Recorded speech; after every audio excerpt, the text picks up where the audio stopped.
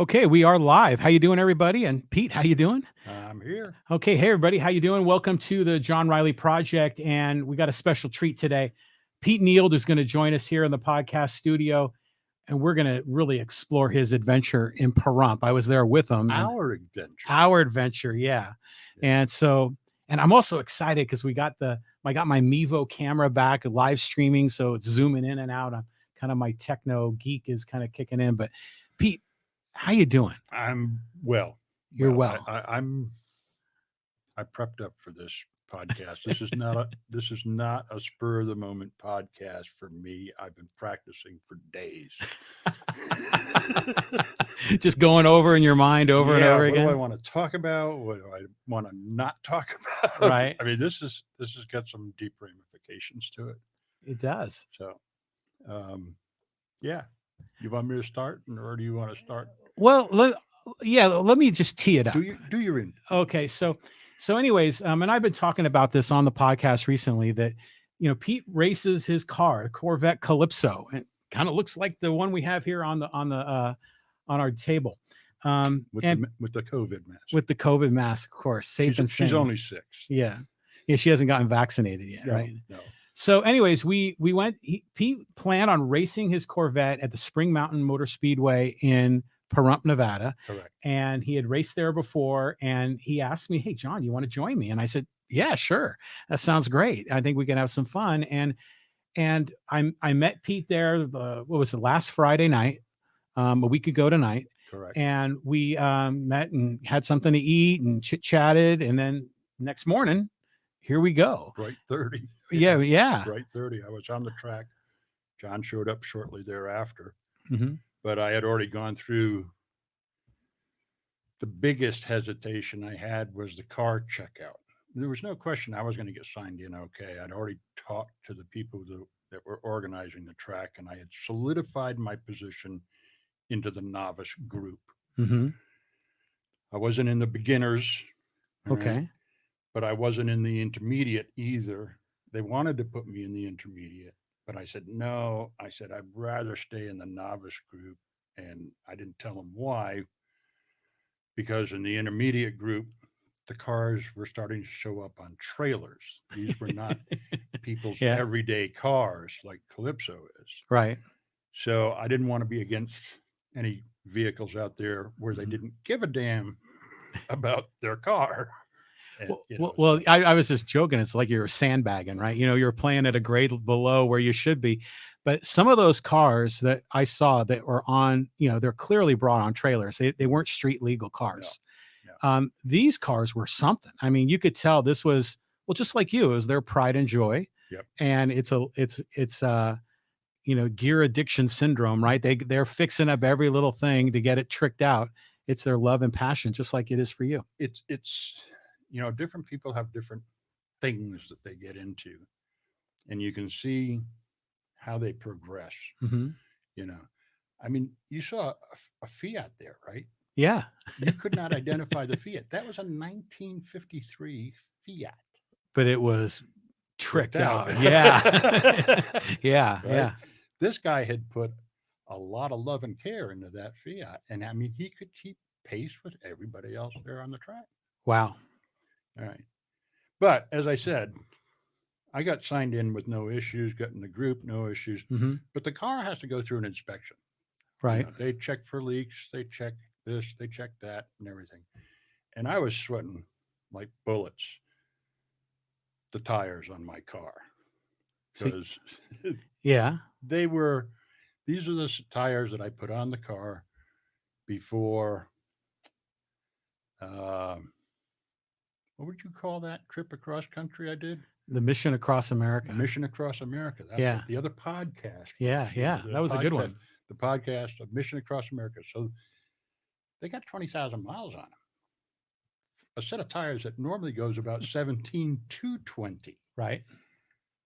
But it's all been low mileage since COVID hit. Mm-hmm. So I said, do I really want to put $2,000 into the tires right now on top of the entry fees and everything else? Yeah, that's a big nut. It's going to be an expensive birthday present. Yeah, right. Yeah. So I said, no, I'm going to go. I took it over to Discount Tire.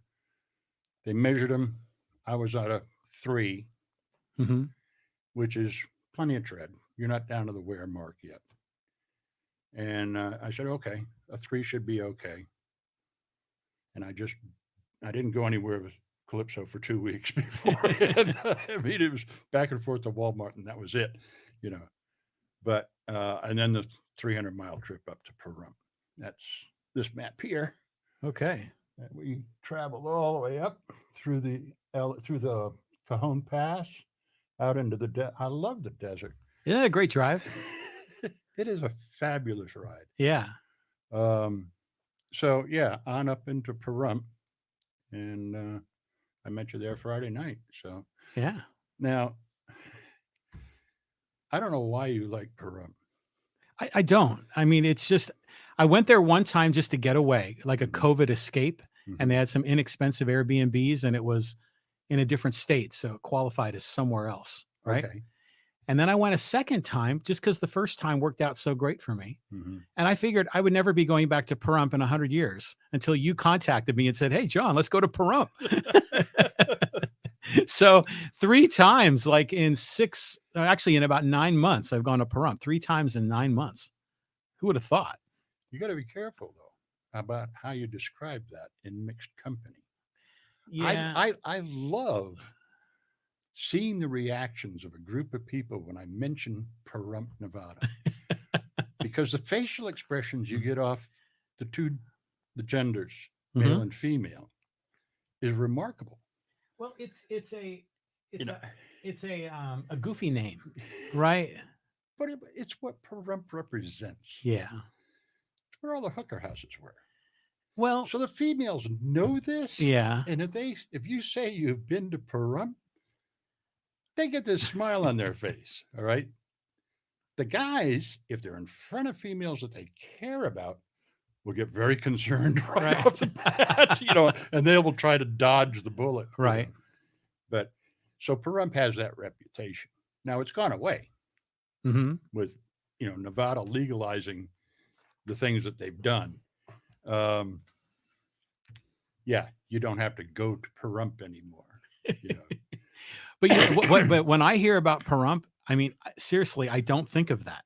I think of Art Bell. I'm a sailor. Okay, well, you're okay. You're a sailor. Okay, I got you. Yeah. The classic, drunken sailor on a binge kind of thing. Right. But forgive me for that. But I think of Art Bell and the late night radio guy that talked about aliens and ancient religions, and he broadcasted from his home in Pahrump in the Kingdom of Nye, which is the county, Nye Right, County. right. And so that has always stuck with me. That's you. Yeah. And but that's your thing with the podcasting and everything. I mean, this is yeah. yeah. So, but anyways, yeah. So Pahrump is an interesting city because it's Southern Nevada, but it's not Vegas. Right. Okay. And so you still have a lot of, people that live in Pahrump live there for a reason, right? Because they want to kind of be away from it all. Mhm. They like the isolation. It's definitely politically, it's Trump country. There's any question about that. No doubt. And everyone's got not everyone, but many people have larger lots. There's a lot of manufactured homes. There's some brand new homes that are being built. And I think for a time there was a lot of Californians moving to Pahrump, and real estate prices have gone up quite a bit there. Mhm. But it's still a lot cheaper than Vegas. But there's definitely a gritty edge to Pahrump, Mhm. especially through the main drag. Gritty is right. Look at that. Yeah. I mean, it's white with desert dirt. Yeah, it is. So, but anyways, let's go. Let's talk about your adventure with Calypso. We'll get there. We'll get there. Okay. Yeah. Hey. Mike was on here a little while ago, right? Mm-hmm. 2 hours. Okay, so we can go as long as we want. And by the way, Mike is chiming in on the live stream there. Oh, what's he say? He says roar, because he's the heart of the lion, Mike. Right. And hey, John and Pete. So Mike, nice to see you out there Good on the to live see you. stream. And again, we're live streaming this. That means we're taking your comments and questions. We got a monitor right here that's we can see comments. So let them rip. If you want to ask questions about Pete and his adventure in Pahrump, type them in on either Facebook or YouTube. All right, there we go. Okay. Yeah, just as a footnote, I've had other friends come out to visit me in Pahrump when I Hmm. guy friend of mine, Marv, lives in Vegas, and he hated that drive, that 1 hour drive from Vegas to Pahrump. And I've heard other people complaining. I've never done it. Have you ever done it? I have. Yeah. What's horrible about that road? Well, there's three sections of it. So if you, let's say you're in Pahrump and you're going to Vegas, Hmm. because that's my first time I was on it.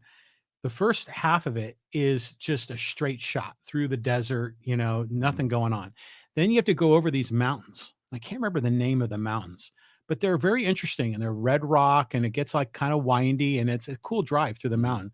But it's windy road. It might slow down a bit.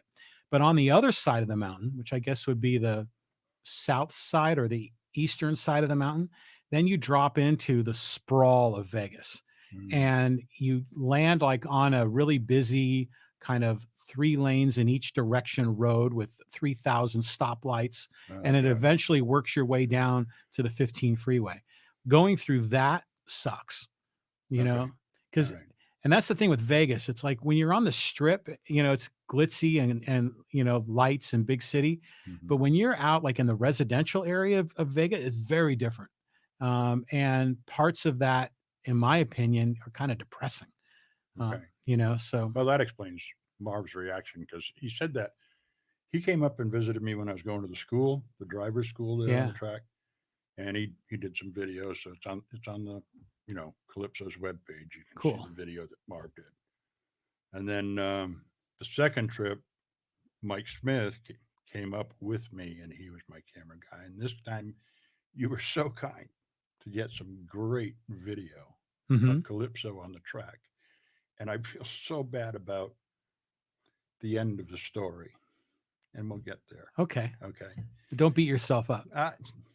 But yeah, it was my screw up. I Hmm. went there with tires that should have been replaced, Right. and I didn't. But I got my best time ever on the track. Nice. So Good. there is a little bit of satisfaction because I have now figured out the answer to questions 1 and 2 of the 10 questions of the bus stop turn. Okay. I know at what speed to accelerate to, where to be on the track, and when to hit the brakes. All right. And it was a perfect entry. Right on. Well, that was your main focus. That was my The main whole focus. weekend. You just wanted to master. I wanted to master the bus stop. Yeah. All right. Okay, so that's the arrival. Let me see if I can cue this up and get to the picture that shows the track. So, we have an audio only audience as well, Pete. So I know it's I'm going to be very I'm gonna descriptive.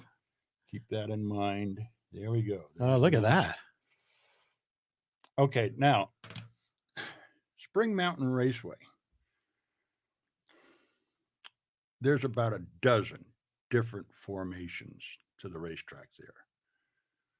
I still don't have a good handle on who actually started the racetracks there, Hmm.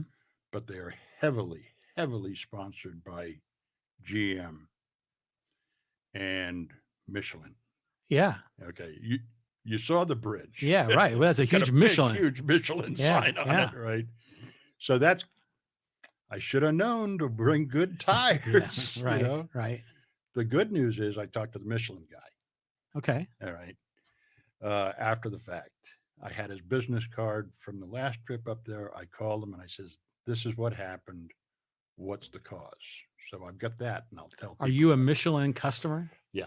And are you a loyal Michelin customer? Yes.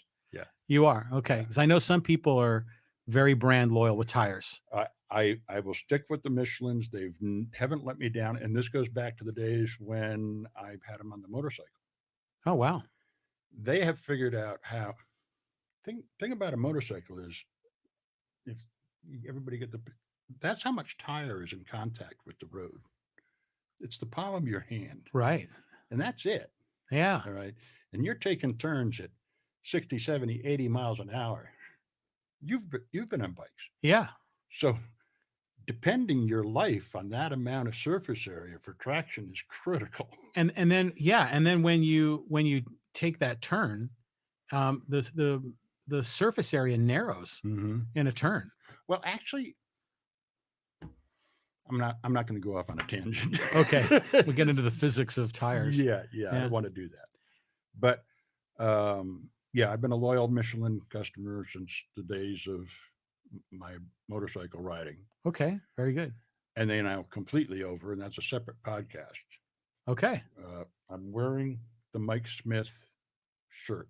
right, which we've talked about having that conversation. Yep. So that's coming up, I think.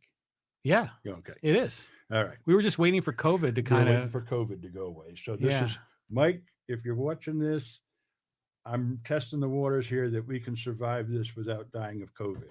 We're vaccinated. We're both vaccinated. Calypso's wearing her mask. We're all set. Right. Good.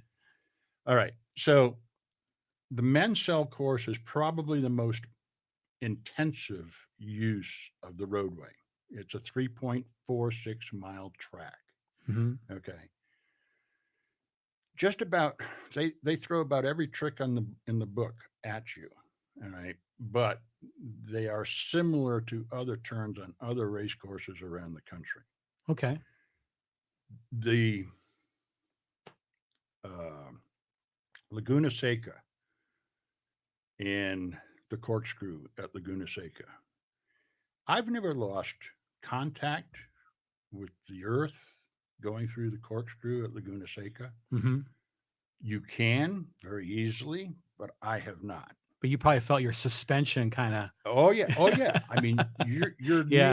near negative G's, but Right. not quite. Right. Okay. This section of the track, just after a turn they call ego check. All right. Okay. There's a section of the road where if you're doing over 70 miles an hour, you're going to leave the road. Wow. And it's in the middle of a turn. Whoa. Okay. So you have to know that before you hit that turn or that section of the road. Aim the car for where you want to be on the far side. Right. So when you re-land, you'll make contact and make your turn. So that makes apex and apogee takes it to a whole new level. Takes a whole different dimension on it. Yeah, because it's 3-dimensional at this point. Oh yeah. Right. Yeah. Now before you get there, you get the clubhouse straight, and it's a little curvy straightaway. There's a curve in the middle of the straight, and it's there mostly to appeal to the people who So may is be this watching. like right through here? This is the clubhouse straight. Okay. For those of you that can't see it. Okay. All right. But and then here's ego check right up here, and this is I can't remember the name of it now, but this is the straight. This is the section where you lose contact with the pavement. Wow. Okay. God, that section of the track looks like a jellyfish or something. These are interesting turns.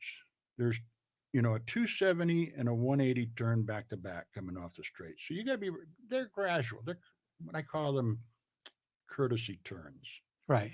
All right.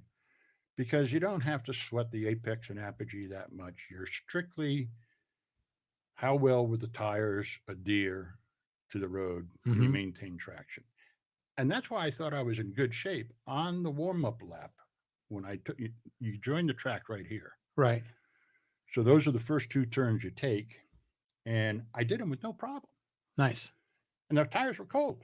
Right. I just started. Mm-hmm. I said, oh, this is going to work out great. Right. So after the warm-up lap, I got out there and started to get serious about it. And that's when I noticed I had an issue. All right. So I'll get into that next slide. Oh, this little yellow area down here, that's the bus stop turn. That was my objective. That's the one thing, because you've got 10 decisions. You're starting here. Between here and here, you've got 10 decisions to make. Wow. And they're rapid fire. That's less than 45 seconds of road time at speed. Well, it's also interesting the way the track is laid out. There's a lot of alternative pathways that they can reconfigure the racetrack depending on what kind of race they want to have. And what type of vehicles out there. Okay. They're gonna this is a resort also. There's people with homes on the track. You want to talk about people that are over the top? Their right? home is on the track. Right. I saw they're like condos, right? These are, 3,000 square foot homes. Oh, they are. Oh, I Yeah. didn't see Yeah. Oh, those. they're all along the back stretch here. Oh, okay. That's why I didn't get out there. Yeah. Yeah. But there's condos in the center. That's why you have the two 90s Yeah. where they are, because in the center of those, they're not 90s, the 180 and the 270, there's condos there. Well, that kind of makes sense actually now.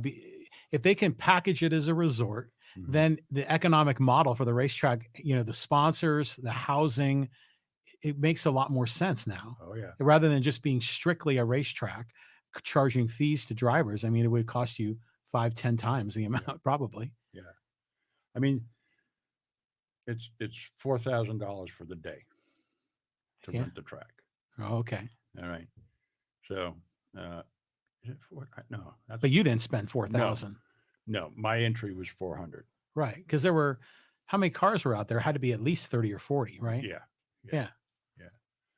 So, anyhow, let me see if I can get this to the next picture. But I'm thinking some people like to live on golf courses, right? But Well, this is the same. This is the same psyche. Those people Yeah. who live on golf courses, right. Mhm. but 365 days a year you're on a racetrack.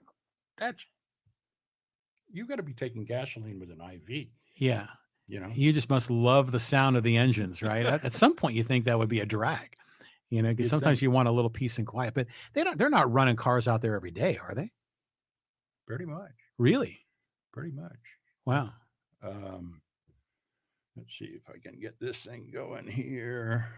Next slide. Yeah, here we go. Oops, went up too far. Yeah, I went too far. I wonder if the sponsors like GM and Michelin, if part of their sponsorship deal is that they can use the track for testing purposes to bring cars out, GM prototypes. does heavy, and Michelin does heavy there. I mean, the school's there. You saw them Yeah. parked there. 25 brand new Corvettes. Yeah, the Ron Fellow cars, right? The Ron Fellow School. Yeah. Oh, no, damn it. I was there. Playlist number We're trying to 3. find the photos here so Pete can share. Oh, is that it? Yeah, that's the one I want to pause on. All right. Right there. That should pause it. Overlaid now onto that course. Damn it. It didn't pause. Our audio only audience is like dying right now. Yeah, I know. Okay. So, Maybe okay. that'll stay put. All right. So I've overlaid the 3 successful runs. Okay. All right. So these are all plotted GPS from your car. Yeah, I'm going to get into that here. Mike, stand by. Take notes. Okay. All right. I have 3 different systems in the car. All right. All right. There's the one that comes with the car itself, the OBD2 plug that you plug your diagnostics in to get Mhm. all about that. Well, that feeds a little Bluetooth broadcast, Right. which then feeds either my cameras or my little phone with a program in it called Harry's Lap Timer. Okay. Oh, Harry. Okay. This map is courtesy of Harry's Lap Timer. Oh, nice. Okay. So each dot that you see going around here is a sample point where he was reading data from the engine, from the car, GPS. Oh, so he's getting like engine data too. Engine data. Like RPMs and speed. Traction data. Traction data. Yeah. Everything that you can get out of the mechanics of a car. How do you get traction data? It's wheel spin. Okay, the wheel spin. Okay, Yeah. that makes sense. Yeah. There's probably some algorithm when it starts spinning too fast, You can you're get all this information up there. interesting. Okay, Right. I get you. So that's overlaid, and I'm going to bring your attention to this little corner down here. That's right after the bus stop. That's turn 16. You see that's colored purple? Okay, yeah. That's where I lost it. See, I like the color purple, but for you, that's a dangerous color, right? Yeah, well, I went in, did the analysis. I colored it to bring it out. Okay. I did it purple just to make you happy. Well, thank you. You're Okay. tired of the Calypso blue. Well, yeah, this is the Calypso blue is good, right? Blue is good for you. Yeah. So that's where you were losing it. That's where I lost it. But I that mean, you were flying down that straightaway. we'll get to that. Yeah. All right. Look at the speeds down there 41, 42, 38. Okay. Those are the speeds. And I lost it at 42. Wow. All right. Now, here's the other one. I lost it up there at the ego check. Yeah. I'll get into that specifically. But I bought the options. I bought the Z51 option. I bought the limited slip differential. The car comes standard with weather mode, eco mode, tour mode, sport, which is where I normally drive around Poway. Mm-hmm. And I'm going to hear about this from the people of Poway because everybody knows I'm an aggressive driver. And that's another thing I want to bring up about Poway drivers. I'm going to make a special request. Okay, but I'm hoping, just as an aside, that we can go for a while here, because we'll talk all about your adventure, but let's talk about Poway. Let's talk about maybe some other issues. Yep. We'll have some fun. Yep. Okay. So I lost my thought train. You distract me with the Poway thing. The sport mode. And then track. And then track mode has a couple of different settings for the purpose of setting the traction and how the car's suspension is going to respond. So I was in track 2 mode. That's what you do on the track. Yeah, makes sense, right? But what happens there is that the limited slip differential takes 100 milliseconds to detect that there's an issue and then handle the rear end properly to get you back going again. 100 milliseconds is a hell of a long time when your back end of your car is coming around on you. It's about to pass you in the driver's seat. So that's a 1/10 of a second, right? If I'm doing my math right. Yeah. Okay. So I felt the back end coming around. I go, I'm about to go sliding off the track. Yeah. No. Limited slip differential kicked in. Okay. The wheel on the direction I was sliding spun faster. The one on the other side spun down. Oh. The car straightened itself and I exited fine. So self-correcting. Self-correcting. That's cool. That's why you pay for a Corvette. Okay. Okay. Because it's doing this stuff for you. All right.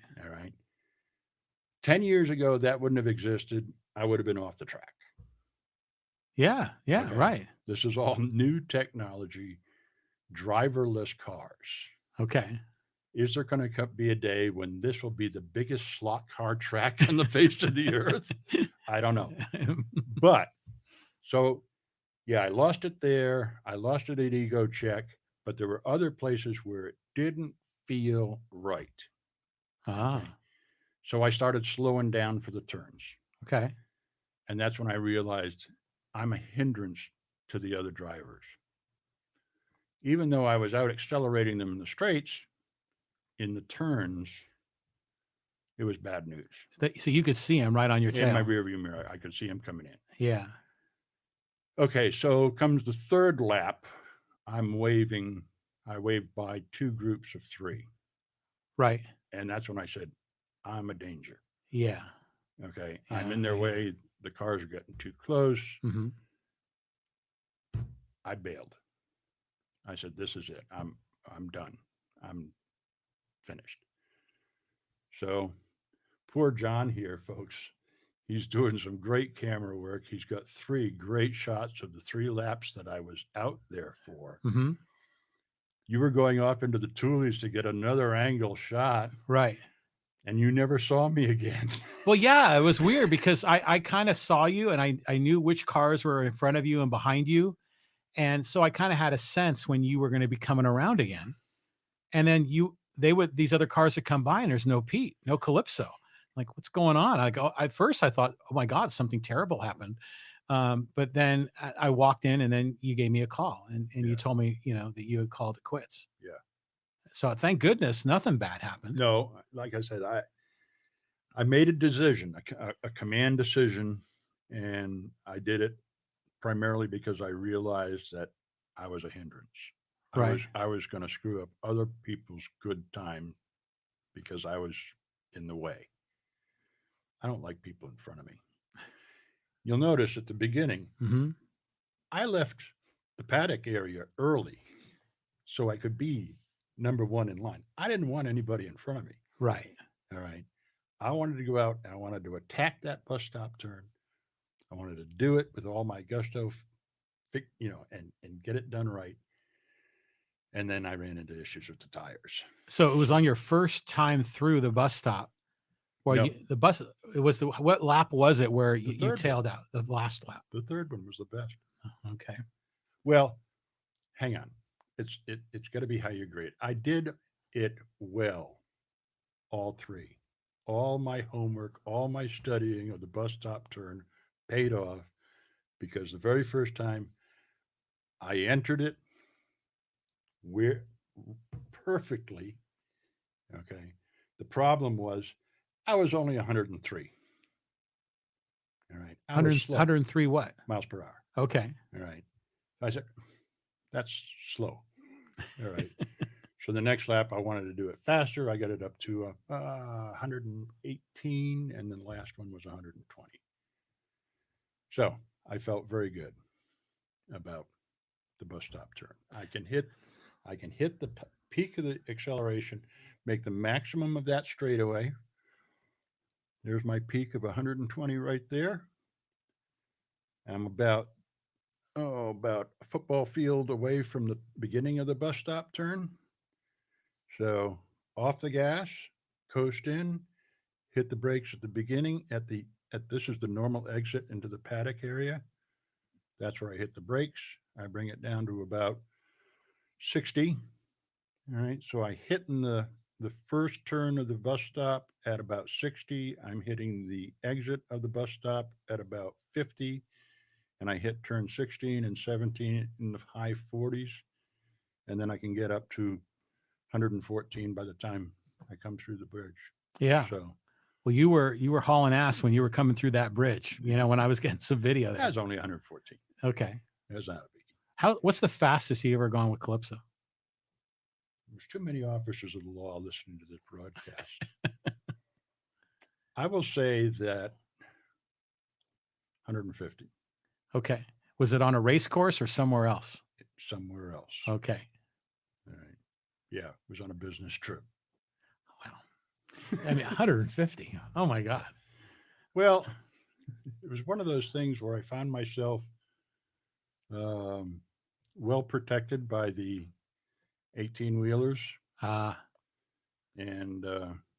yeah, they gave me the sign that I was clear. Out of CB radio, I'm talking to them, and they said, "You're clear." Okay. So I went and I left, and I got a pretty good Yahoo from a couple of the 18 wheelers that saw me going by. Right on. Good for you. Yeah. 120. That's a passing maneuver. Wow. Yeah. But on this track, you got it as high as 120. 120. Yeah. All right. It's limited. I mean, that's a very now when they do the full expansion to Spring Mountain, they're going to have a straightaway that you're going to be able to hit 150, 160. They're going to make it bigger? Oh, yeah. It's going to be 3 times the size. Really? Yeah. Yeah.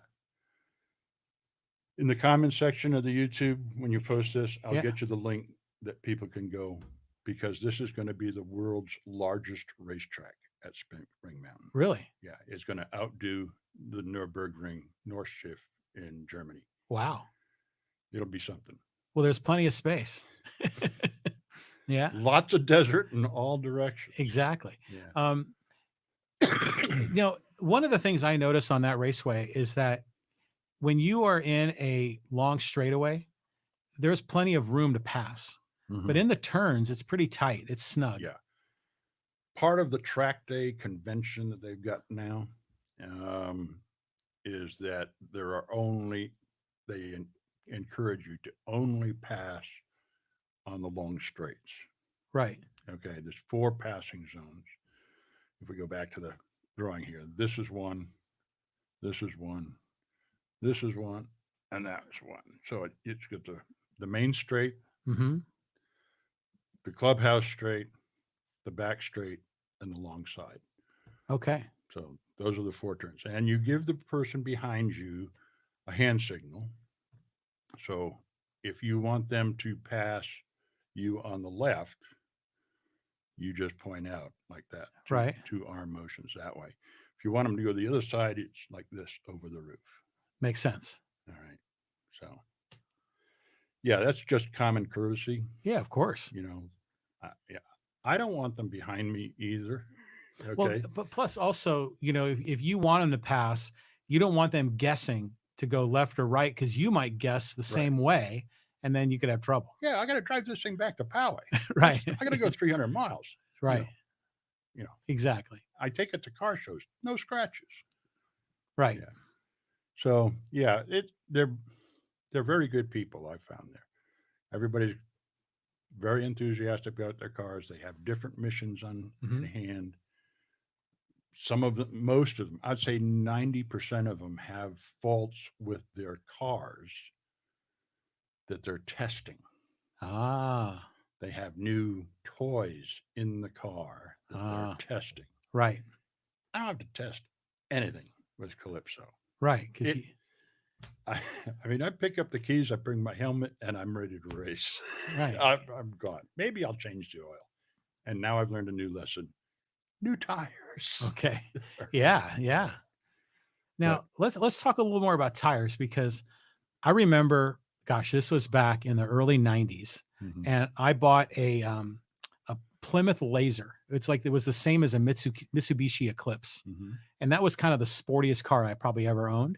And I had tires on it, and I remember they were softer rubber tires, and they wore out at like 30,000 miles, and I couldn't believe it.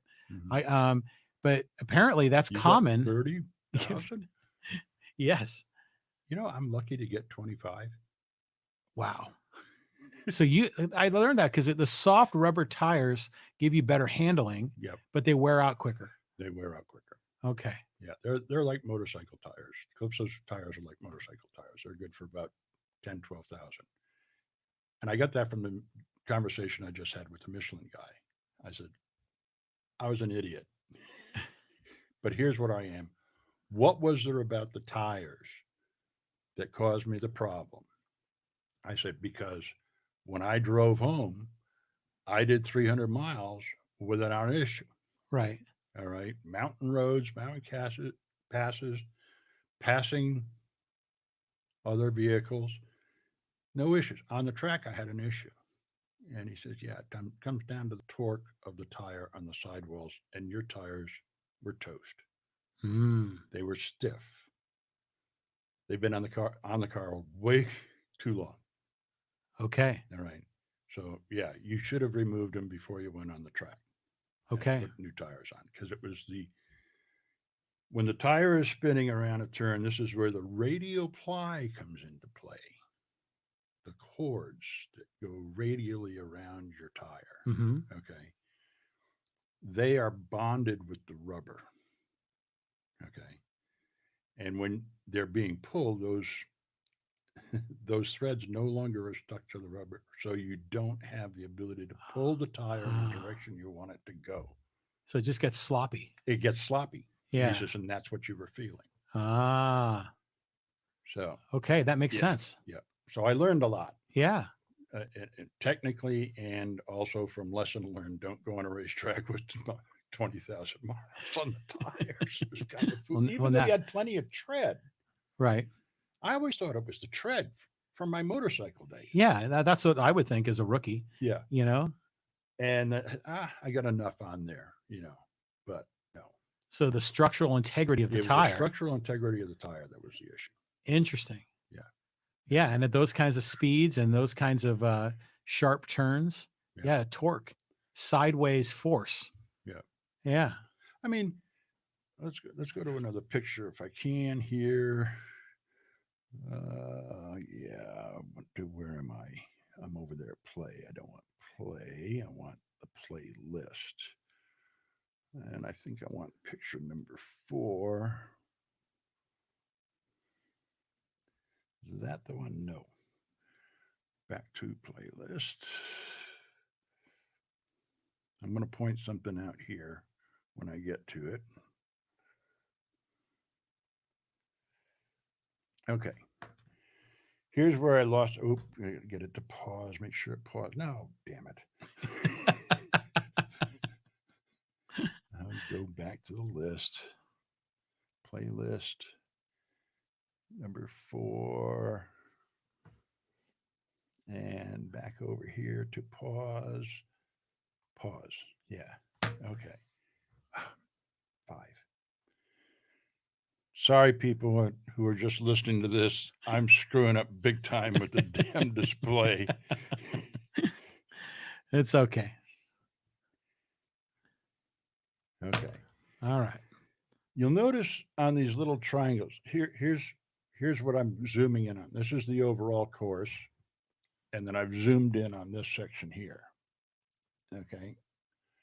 You'll notice how this line on that triangle is going that way and that way, Right. which is totally different from all the others. All the others, they're all in parallel. Mm-hmm. That's the indicator of lateral G forces. Ah. Those are going in 2 different directions because that's where I lost it. The back end's coming around. The car is disoriented from the track going around the turn. Okay. You'll notice that little knuckle. I'm nice, smooth, whoop, little jog there. That's because of the car was not in line with the direction it was going. Right. All right. It was sliding. Right. And that's when your differential kicked in, right? That's when the differential clicked in and straightened the car out and off I Very went. interesting. Okay. All right. So that's, by the way, that the name of that turn is ego check. I said, oh, that fits. Yeah. I was checking my ego. Damn it.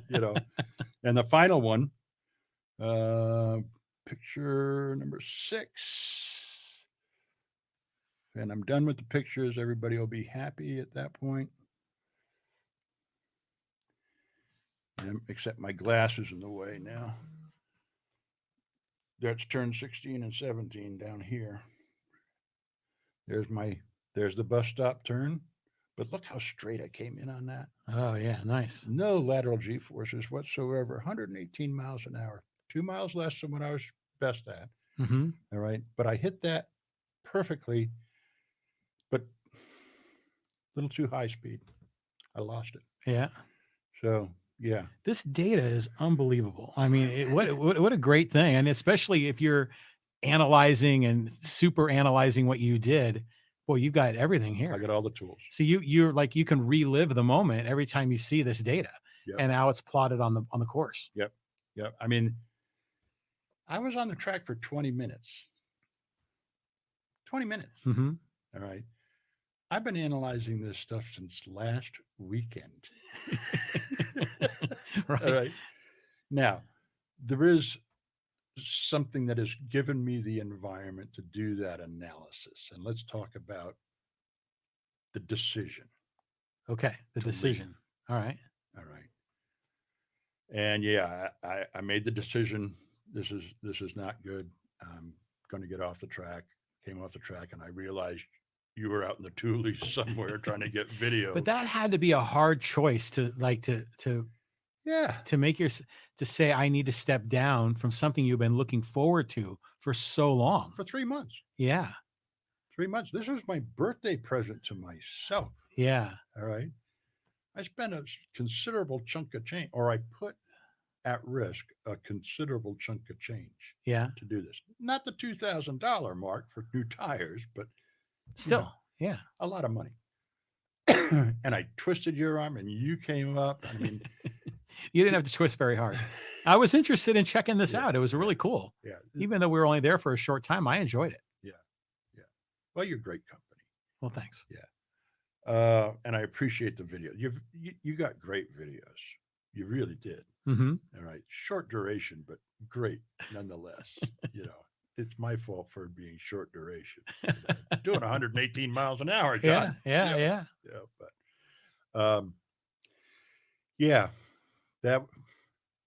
but it was a decision you had to do. Right. For the safety of others and the safety of myself and the protection of Calypso. Yeah. I had to bail. Yeah. So,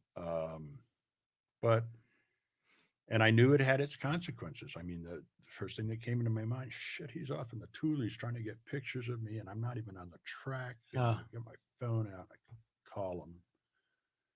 I said, I pulled out. So you walked all the way back. Yeah. How far did you get? I got like right up to this side of the turn here. Okay.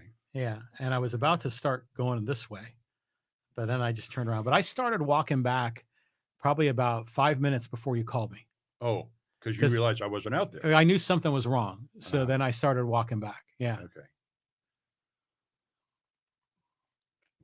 Yeah. So I went and talked to the organizers, and they were fantastic. They completely understood.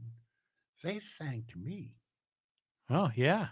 and I said, well, it's the right thing to do. I hope you encourage this when Yeah. other people are. And they said, yeah, that's above and beyond. And they said, we'll get you some money back. Right on. So, Well, because they want to avoid any sort of a incident, yeah. So yeah, good for them for applauding you for making the right choice. Yeah. And then I looked at my phone and said, shit, hotel checkout time is half an hour away. Oh, geez. I loaded the canopy and the chairs and all the Yeah. shit I brought with me. So you can save loaded one night, Yeah. Yeah. Over to, what is it? The Saddlewood West RV Park or whatever the hell it Yeah. was. I think it was Saddle West, I think is what it Saddle was. West. Yeah. Yeah. Saddle West RV Park and Casino. Mm-hmm. And yeah, they checked me out. No problem. All right. I told them, I says, look, the cleaning crew is going to discover a box of 12 fudgicles in the ice box. You can have them. All right. It's your birthday weekend, right? It was my birthday. My fudgicles are there. So, yeah, 40 calories each. I can eat a dozen of those a night with no problem. Good for you. Yeah, right on. Yeah. Only 40 calories. I should get some. But I've been addicted to the fudgicles for years. Anyway, so the decision to leave the track. Oh, let's just say, just a note here on the live stream. Yuri Bolin says, "Stay out of Calypso's way." So, is this commentary about when Pete's driving through Poway? Is that what that is, Yuri? By the way, as we get into the story here, I'll have a note for Yuri. Thank you for your attention on Sunday evening, Yuri. I appreciate your efforts, but I hope you also appreciate I was poking you in the ribs severely because I was really surprised that after 8 o'clock on a Sunday night, you can't find an open pharmacy. Yeah. Yeah. All right. They're hard to find. Yeah. Unless you People go to are saying, like, why is he bringing this up on I a know. podcast about Spring Mountain? I'll get to the rest of the story. Okay. Thanks, Paul Harvey. So thank you, Leary. It's taken care of, but I do think you ought to do something about serving Poway or figure out a way to get a pharmacy open for 24-hour emergency use. Yeah, could have been serious. Yeah. I guess. I'd ran into it for the first time. All right. So I bailed on you. I left. I mean, I even departed the track. I left you there at the track. What did you do? Well, I knew that you were disappointed, right? Mhm. And I figured I'm just going to get out of your way because I think you just wanted to go home. And I hear you. And I had rented an Airbnb for 2 nights. Right. So I couldn't check out early. I Mhm. was connected to it. But I made it a little bit of a trip for myself. So I had a lot of my work I got done. I was able to do some work for my business. That was helpful. I went to the casino and watched the Padre game. And they beat who were they playing that night? I think it was the Giants. So I got to watch the game in the sports book and had a couple of drinks, and I made I was by myself, but I had fun. And then I got some more work done on Sunday, and then I left about 11 and headed back. No problems. Okay. All right. I'm going to carry that with me for a long time. Now I'm telling you, don't beat yourself up. I made the most of it. And for me, part of the fun is just getting out of the house, going somewhere different, having a little personal adventure. And then sometimes the change of scenery is helpful for me for my work because then I'm in a different environment and I can really focus. Right. And you got further into Spring Mountain than you ever have before. Right. You now know the combination lock to getting through the gates. Yeah. All you have to do is go up there and say, I'm the guest of somebody on the track here. Could I get a visitor's pass, and hand them $10 and you can get access to the place. It was wonderful. It was so easy. Yeah. So for the future trips to Pahrump. But the race course really reminded me of Malibu Grand Prix. When I was a kid, I actually worked at the Malibu Grand Prix in Redwood City up in the Bay Area. Okay. And it was smaller, but they had those like little IndyCar go-karts. But it was the same deal where the edges of the turns were like a little bit of a raised curb. Rumble strip. Yeah. And so, and then for a while when I was racing BMX, we used to race on the Malibu Grand Prix track with BMX, which was a lot of fun too. So that's what it really reminded me of, but obviously the big boy version, right? Not the little play version that I was used to as a kid. And they tell you in the driving school, use the rumble strip. That's your indicator they tell you not to use the rumble strip. They say, use all of the road, Yuri. You don't have to get out of my way, because I find and I use the road. Yeah. Whatever the road gives me. All right. If there's not enough room to pass, I don't pass. I want to make sure that there's at least room for 3 or 4 cars before I'll overtake somebody. Sure. You know, I give them you've driven with me. I give people lots of margin. You do. But then when there's an opening, I'm through it. Yeah. So Yuri had a couple more comments. He says, "You're welcome, my friend." And he says, "Good decisions lead to more races." Yep. That's a good line, Yuri. I will be going back. Oh, I don't know when, but I will be going back to Spring Mountain. Okay. Because I'd like to do the whole thing.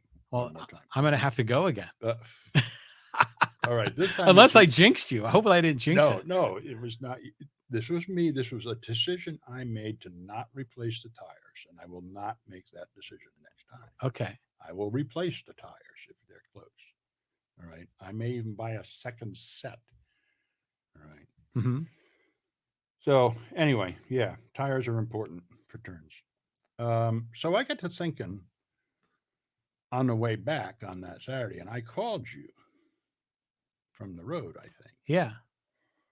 And I was, again, apologetic then. But the thing that started to hit me was, this is almost like a eureka moment. Okay. Making that decision had some changes to it. All right. For you and for me. And it took on more significance on Sunday. Shall I start branching off into that? Yeah, let's go. Sunday? Yeah. So I got back late Saturday night. No, I didn't. It was dinner time. I was there in time for dinner. But Sunday morning, I immediately started the analysis. I'm downloading all the video. I could downloading all the data. Yeah. Where did I screw up? Right. You know, I skipped to the chase, and by noontime, I pretty much had it figured out.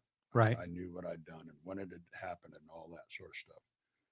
And Wendy was going out on one of her volunteer things. So I was in second heaven. I'm in my data and the videos, and Wendy's gone, and I don't have any responsibilities. And I got done with it. It was only 3 laps. It didn't take long. Right. It's not a lot of data. So not a lot of video. So Wendy comes back in the house and her hand's bandaged up. Uh-oh. I said, what happened to you? She said, well, I was laying out the picnic blanket to have the picnic, and I was putting the burritos in a bag down on the ground, and their dog made a lunge for the burritos. So I reached out to grab the burritos, and the dog bit my hand. Oh. And so took the gauze off and everything, and there's teeth marks on her back of her hand, teeth marks on What kind of dog was it? I don't know. A big dog? I'm not big enough to get her. Well, she's a little, Yeah, big enough to get her the jaws around her hand. Right. All right. Not a little yip dog. No. So we won't go down that path. So was it the next day? Yeah, it was Monday when she woke up. It was swollen. And on the internal bite, there was a pus sac Ooh. starting to show up. So was it No, it was Sunday. It was Sunday. We took her to Scripps urgent care, and they gave a prescription for antibiotics. Okay. We got out of Scripps around 7 o'clock. So we're looking for a pharmacy that's open. Yeah. And she went in, everything closed.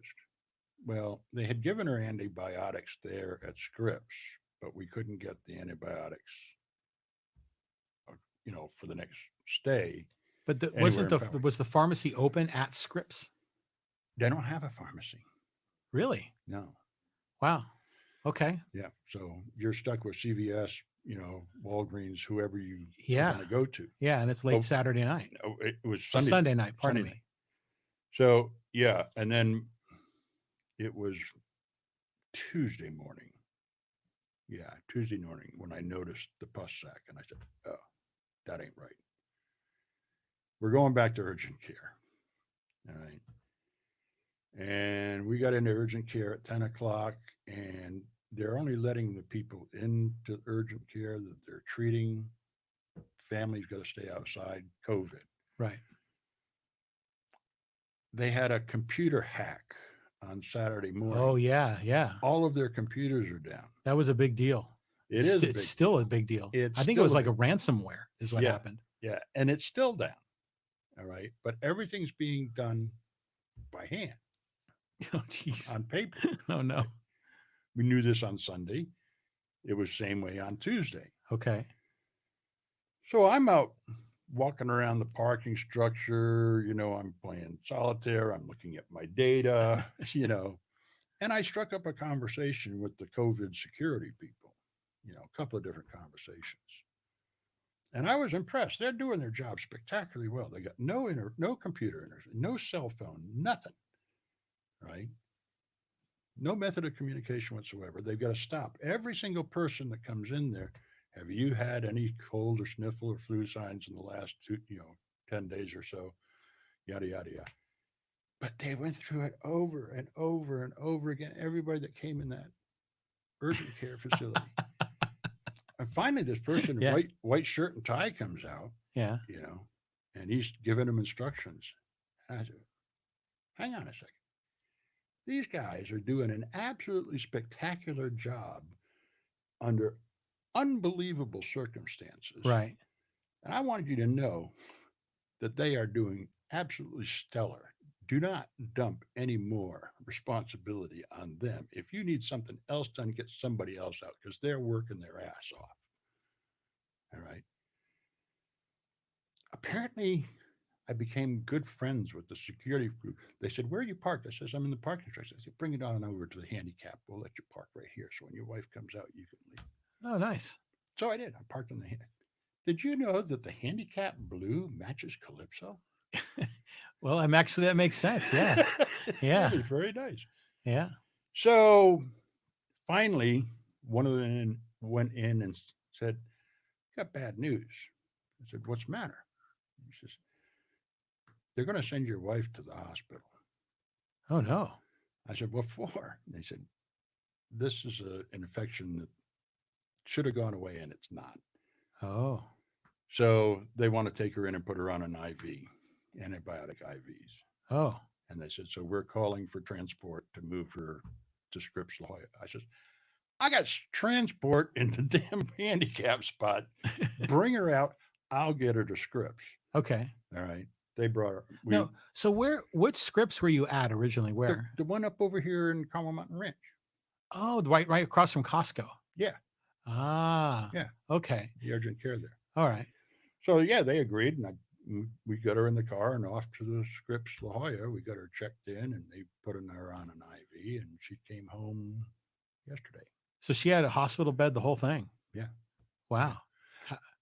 On the view of the parking lot. We're not talking the view of the golf course and the Pacific Ocean view. Right. We're talking a view of the parking lot. So was it Scripps Green or the Scripps? Yeah, Scripps Green. Okay, so right on Torrey Pines. Right on Torrey Pines Road. Yeah. Okay. Cool. Yeah. So, yeah. So she's home now, but If I hadn't left that track, Oh, I wouldn't have been there for my wife coming home with a dog bite injury. wow. I mean, what? Yeah, she would have been in a really tough spot, She couldn't use this hand. and it would have gotten worse and worse. So, eureka moment? Yeah. But that wasn't planned. No, no, it wasn't. You know? But it worked out the right way. Yeah. Yeah. How's she do? How's she doing right now? She's doing her laundry now. Oh wow. Yeah. Okay. So But she's probably all wrapped up and everything. oh yeah. I mean, I'm giving her a wide berth because it is her right arm, which is what she writes with. Yeah. This is the one she can hit me with. And it's got this big bandage on. So, Oh wow. yeah, if she hits me now, I'm in the world of trouble. So it's like one of those offensive linemen, when they're all wrapped up and they can Yeah. Okay. Yep. So huge ramifications on a weekend where I was going to be on the racetrack for 6, maybe 7, half-hour stints turned Yeah. into an aborted mission. But I was there for my wife when she needed me. Well, and that worked out really well. Thank goodness. I mean, imagine the opposite is that everything was going swimmingly for you at Spring Mountain, and then you get the frantic call that there's a problem, and And you're I'm 300 miles away. and you're 300 miles away. So you drive back home like a bat out of hell, Well, and that's not much different. but you'd be worried. Your drive home would be very stressful. Yeah. At least you avoided that. But you were there for her when she needed you, and I think that's cool the way it worked out. Life, liberty, and the pursuit of happiness. Yes, it is. It's on your pillow over there. Yeah, that's a friend of mine gave me that pillow. It was you. I know. I know. Okay. Where are we at time-wise? We got people. Just Yuri, huh? Yeah. So we're at an hour and 2 minutes, so Okay. we can keep going. There's. As I want to talk about on budget. I want to talk about Poway stuff too, if we have a chance, if we have an opportunity. Okay. In the context of Calypso and Poway, I have a special.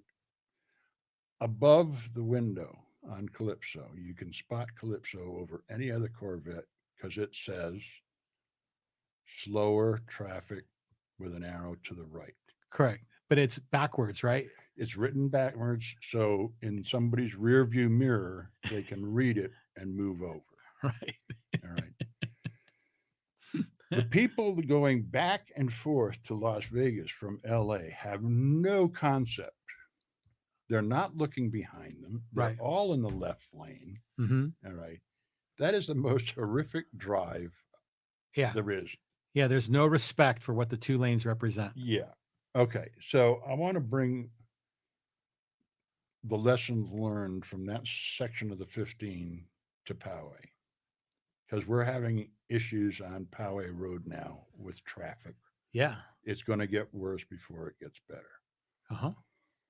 So here's some advice. Slower traffic, keep to the right. Right. If you're overtaking, and only if you're overtaking, you can then be in the left lane. Or if you're preparing to turn left. Preparing to turn left. Yes. Don't slow the people down behind you. Allow the faster traffic to stay in the left lane. Mm-hmm. Get over. Mm-hmm. Now, if you're in the right lane, put your driver's side tire on the center divide line. So there's lots of room to the right for people who want to make right turns. Yes. To make those right turns. Don't you hate that when you're at a red light and there's somebody that was blocking your ability to get in that little narrow lane? Yeah. But it's also good to do that because you want to give space for the bikes. Bicycles too. You want to give space for them. So yeah. But people are oblivious to these things. We could probably take 4 or 5 minutes off of trip down Poway Road if people would just follow that simple little guidance. So right. I'm making a request based on exercises I learned going down Interstate 15 back and forth to Vegas. It was absolutely horrific. People have no concept of where they should be on the road. Agreed. You know. Agreed. So Poway can do it better. Well, I drive an electric car, so my strategy is very different than yours. Okay. And so I like to set my cruise control and I'll set it like, what the speed limit on that road is. Is it 70? Maybe 75? I And you, don't know. um, but I I set, drive until the Waze thing turns red, and then I know where I am. yeah, yeah. All right. Waze, if it'll turn red just as you go over the speed limit. Hmm. And I heard a long time ago that 9 is fine. So I'm somewhere between the speed limit and 9 miles over is where I normally cruise. Right. Because 10 miles over is when you're getting into trouble. Right. So I typically, when I'm on a drive like that, I will set my cruise control at the speed limit, maybe even a couple of miles below it, and I hang out in the right lane the whole way. Find yourself a pocket between two semis. Exactly. Slipstream Yeah. takes a lot of energy. Because when I drive my car, I like maximizing my energy, and then I'm not in a hurry. So but I will sometimes I'll encounter a truck that's only going like 45 miles an hour. And then I'll go into the left lane, I'll pass the truck and then instantly get into the right lane. Because that's the way you're supposed to do That's it, where you're right? supposed to be. Yeah, If you're not actively overtaking a vehicle, move to the right. exactly. And I go one step further. Okay. If I decide to move into the left lane to overtake a vehicle, I do it like right now. All right. That's when I will flagrantly violate the speed limit. Oh yeah. All right.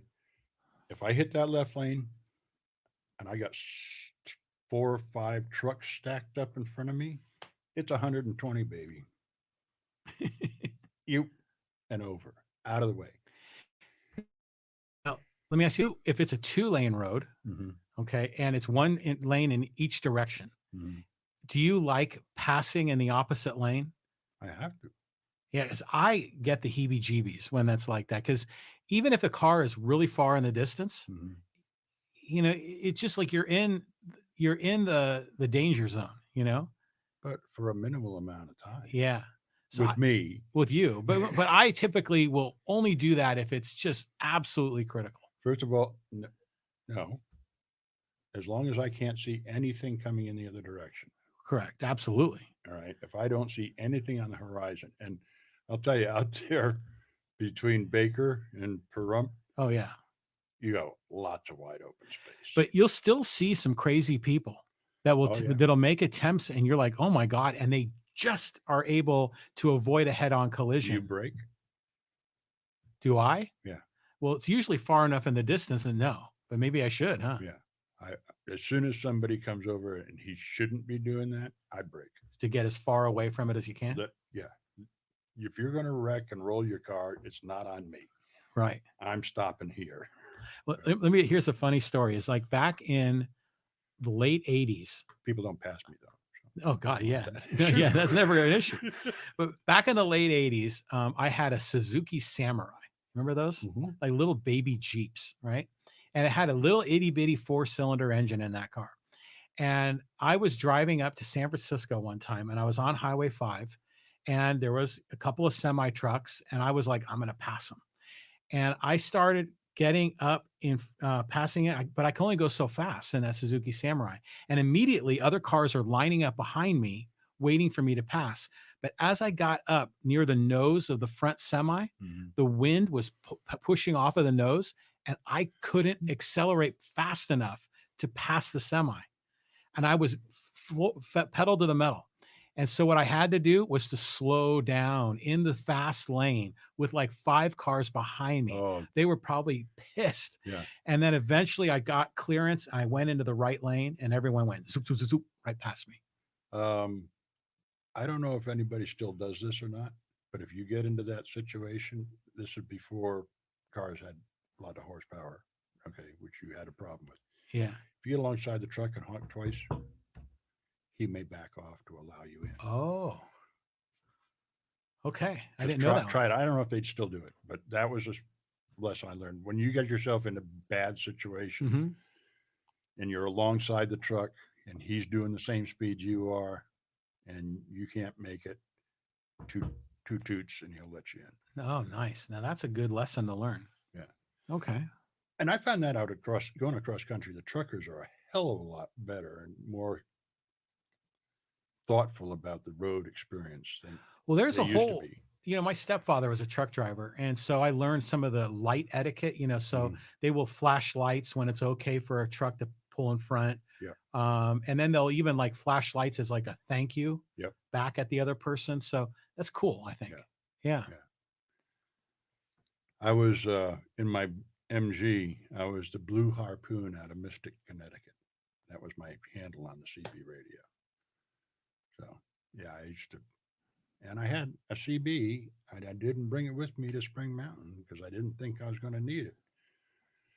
But apparently, that road between Cajon Pass and Las Vegas has gone absolutely bonkers. Well, I had a clear drive. And I think the truckers have flat just given up. Oh yeah, I'm sure. Yeah. Yeah. Because it's like anything goes now, like the rules of etiquette are out the window. I ended up making the drive. Everything went really cool.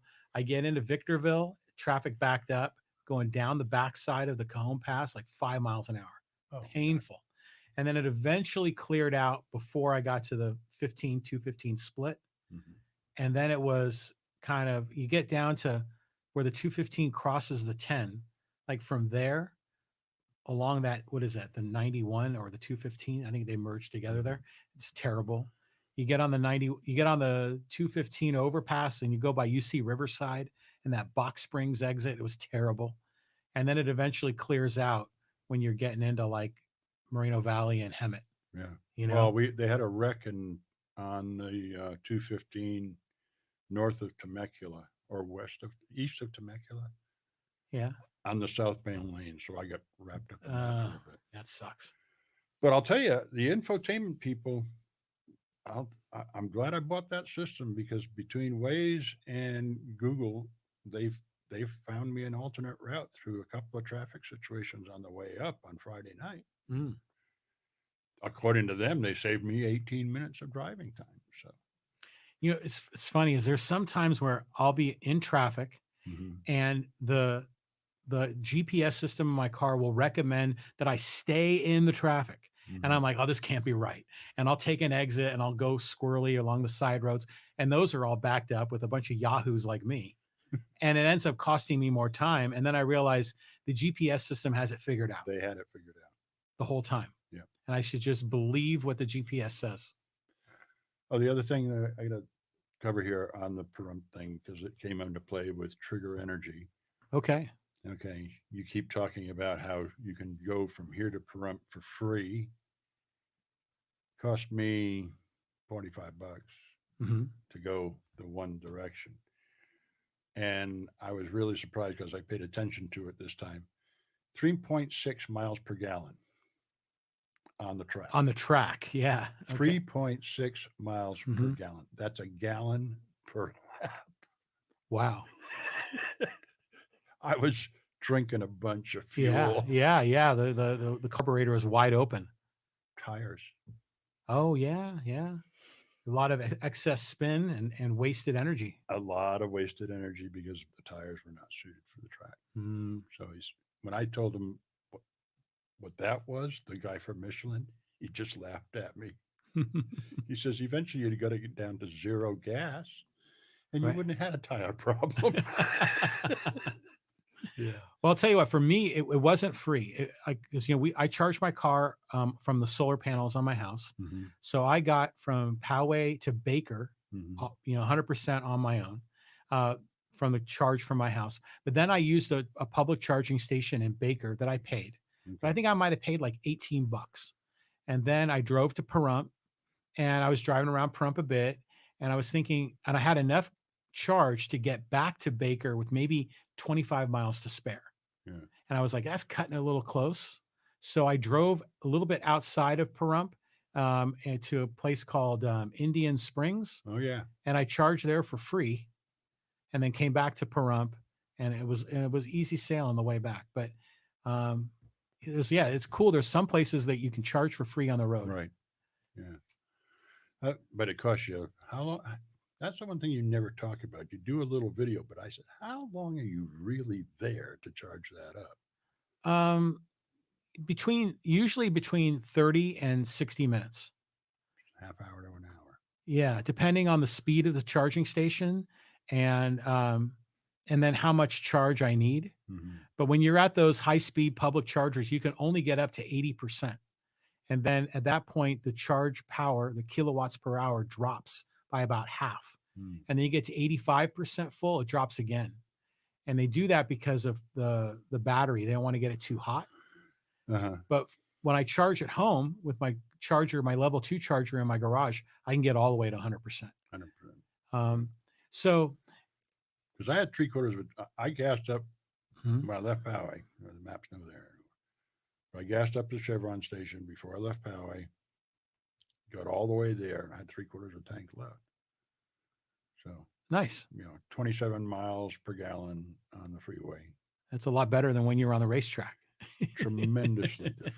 Okay. Yeah, tremendously different. But I wanted to bring up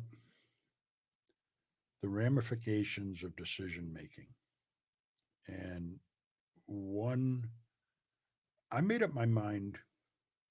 I was collecting evidence for 9 minutes. Over a 9-minute time frame, I was collecting the data. And I think it took me less than a minute to decide I got to get off of this track. Not only do I get off this track for this session, but I shouldn't come back out. All right. And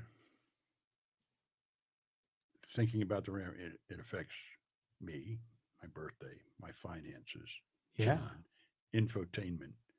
I feel bad about those people. They wanted me to do a tour of Spring Mountain, take the camera and put it on a selfie stick and walk around. I didn't do any of that. No. I let them down, But on the other hand, of the in-car cameras and the trip up and all that video, Seth's got, let me see, it took me 13 hours to upload all the video to their system. Wow. 13 hours of video Mhm. that he's going to have to sort through. So I guess that'll keep him happy for a while. Okay. But without that system, I really liked it. I listened to my, YouTube music all the way up. Mm-hmm. I went searching for the podcast. Nice. Right in the middle of searching for the podcast on Friday, I lost internet. Oh, no. I'm out in the middle of the desert north of Baker, and all of a sudden, all this internet stuff from my phone, I got no cell phone coverage. Yeah, you'll hit some dead spots. But so I could not listen to the podcast. Well, usually when you're listening to a podcast on the road, it's downloading it faster than it's streaming it, to your ears. Mm-hmm. So if you are able to start the download process, you can usually get it all on your phone. Yeah, I had no idea I was going to lose coverage. I thought before you lose the coverage. Yeah. But that's happened to me a few times. Then you just got to turn on the old terrestrial radio, or at least Sirius XM, Yeah. So anyway, I was really bummed. I says, geez, I was kind of thinking I was going to catch John's podcast before I hit Pahrump, but oh well, wasn't there. So anything else? You want to talk about the ramifications of the decision? Yeah. So let's just go through them. Yeah. Okay. You were affected, but you keep telling me it's nothing. Yeah, it wasn't a big deal. Consequence. Me, I learned 2 very important lessons. Don't go on the track with old tires. Mm-hmm. Okay. And be courteous to the other drivers. Right. I mean, I didn't have to get off that track, but I would have been a hazard to other Yeah. people. And there's a lot of people that would have just been out there. Yeah. Yeah. So maybe getting old's not so bad. Maybe I've developed a conscience. So that's not so bad. The human side of Pete. Yeah. Maybe I'm starting to become considerate. Hasn't showed up in my driving yet. It's still get out of my way. Yeah. But, it makes sense. I mean, you were looking out for the welfare of the other drivers, but also for your own, Yeah. your own self and what was in your own best interest. Yeah. So, well, good for you. I mean, you made the right choice, but I'm sure that had to be a hard, tough I was decision. looking forward to that so much. Yeah. And the only, I got a slight feeling on the second lap. I said, I think I just nailed the bus stop turn. I said, I didn't have the issue I normally have going Mhm. into that bus. I think I just nailed it. And that was really your primary That was objective. my primary objective. And I said, Yeah. shit, if I've done this in 3 laps, do I have to stay? Yeah. You mission accomplished. No. The mission would have been to get it perfected Okay. and move on to the other thing. But at least you had some satisfaction. Yeah. It wasn't a complete waste. I would like to get under 3 minutes. I'd like to do the 3.4 mile track in under 3 minutes. Wow. I haven't got there yet. Remember I said there was the novice group, Hmm. the intermediate group, and then the experts. Yeah. If I ever make it into the expert group, they're doing in 2 minutes, 30 seconds, 2 minutes, 40 seconds. Wow. So they're probably averaging what, like 70, 80 miles an hour overall. Easily. Yeah. So in the straightaways, maybe 150 plus, but they can really navigate those turns. Right. They're not driving their everyday drivers either. Correct. So Okay. yeah, I'd like to get under. I mean, I've got this I love this video on YouTube. It's 200 seconds. And it's Spring Mountain. 1 lap. I'm going to give it to you so you can put it down in the comments section. Okay, good. I like to. But it starts off with the beating heart. Oh, nice. Okay, that goes back to your career. It goes back to my job right now. Yeah. The beating heart. And then the timer kicks in. And you'll see Harry's lap timer. Okay. Start counting the seconds. Nice. And so yeah, that's an interesting track. Mm-hmm. And I would have enjoyed spending 2 days. Okay. Well, we will go back. All right. Okay. Whenever you're ready, and just you let me know. Yeah. The problem is I got to wait till these tires wear out now, and they got a lot of tires for Poway. Yeah, for driving around town, you're probably fine another 5,000 miles or so. Easily. Yeah. And that's what the guy said. He says, you realize, he says, those are good, strong tires now. They're going to last you longer than expected. And he thought that might have had a lot to do with the age of the tires, the fact that I did on the tour across America. Yeah. He says that intensity on the tires in one fell swoop, he says, probably conditioned those tires better than the everyday back and forth to work. Right. Stuff. Sure. His temperature is hugely important because I was doing 11-hour days. Yeah. Yeah. Those tires got hot. Yeah. Yeah. So I learned a lot about tires. Well, good. And the Michelin. Pilot Sport 4-season tires. All right. They don't do snow. Okay. Well, that's not even worry about snow. They don't do snow. Yeah. Anything else? Can we talk about Poway for a little bit? Yeah. Let's talk about Poway. Okay. So I already talked about the roads. You did? Made a special request to all the Poway residents to drive Poway roads. Right. Okay. So what I want to talk about is, I've commented in previous podcasts, and you've commented as well on the live chat, but I want to really talk it through with you. People in Poway right now are freaking out, okay, because of the construction is so much more visible now, right? Mm-hmm. The framing of the Poway Commons is going vertical. Mm-hmm. And people that didn't know this was going to happen are shocked. People that knew it was coming, and now they're realizing it. I'm in that category. So I just want you to share with me, when you see the construction in Poway, what's going through your mind? What do you think? What do you think is going to be the end result? And how is this changing our city? I think we're becoming a lot more metropolitan than we wanted to be. Mm-hmm. Okay. I think there's a significant number of people who are okay with that. The numbers of people that I see that are actively complaining about Poway Road is less than a couple of thousand. There's 50,000 people in this town. Right. I would be surprised if I could find 2,000 people That we're complaining. that are complaining. Really? Yeah. I mean, obviously, social media is a very small section of it, Yeah. but there's a lot of very vocal people on social media. Now, there are some people that are not on social media that I've run into. Yeah. I have friends. As a matter of fact, we were coming back from someplace and they intentionally drove down Poway Road so his wife could see what was happening on Poway Road. Yeah. They don't normally travel on Poway Road. Mm-hmm. They usually use Matati. Mm-hmm. And I mean, the first thing she says, "Oh my God." Yeah. And yeah, Yeah. we've known it was coming. Mm-hmm. You know, back when it was before and people were still having the last ditch efforts to, does it have to be 3 floors? You know, Yeah. can't we push this back away from the road? Can we lower it to 2 stories, Mm-hmm. flat roofs?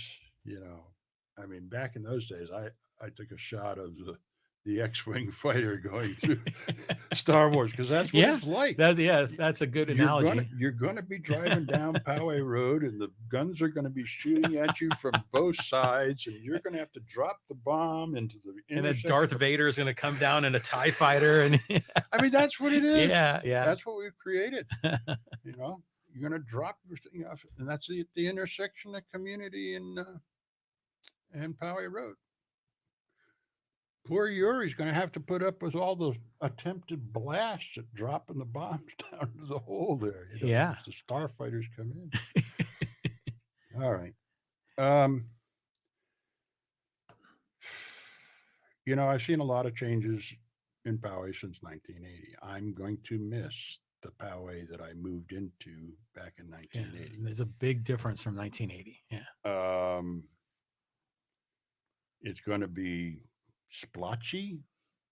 We're going to have this little splotch development here, and right across the street another splotch.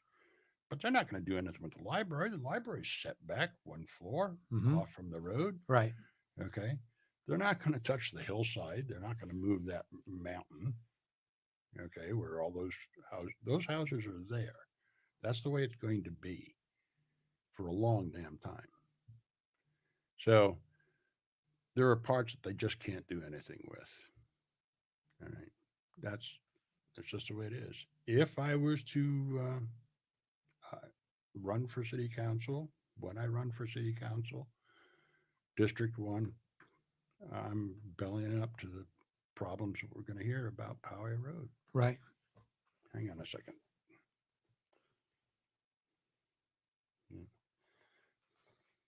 Thought it may have been an emergency with one. Yeah. Well, yeah. You got to pay attention to that text message. Yeah.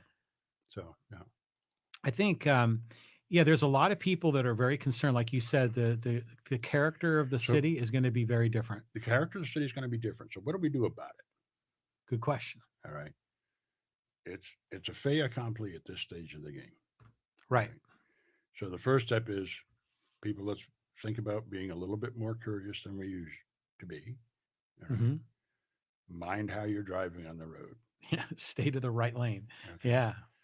Right now, the real estate market is at a super huge peak. Right. So if you want to move somewhere else to the rural community, there's lots of rural communities in this country. Not Poway. See, it's probably a good time to cash out. Right? Cash out. Yeah. You know, I'm looking at it. I'm not going to move. My kids are here. Yeah. You know, this is base camp. Yeah. Right. You know, I started off on Hill Country Drive. I fought against the South Poway Industrial Park. I lost that battle. The South Poway Industrial Park went in, and I could see the buildings from where I lived. So I said, okay. I moved to the east end of Poway, Golden Way, just before the Garden Road turnoff. Right. And had an acre of land. I wanted to do things with it. I wanted to build a compound there. Couldn't get a goddamn thing through the city council. Really? Yeah, had a huge problems. So these guys are building like 3-story condos, and you couldn't even develop your land. I couldn't even develop my own property. Right. And it was because I was in commercial impacted. My lot was the very first 1-acre residential property next to the commercial strip that was on Poway Road. Yeah, that is kind of where the two worlds meet. Yep. And that's why I couldn't do anything. Right. All right. Well, I eventually, with my wife's encouragement, we moved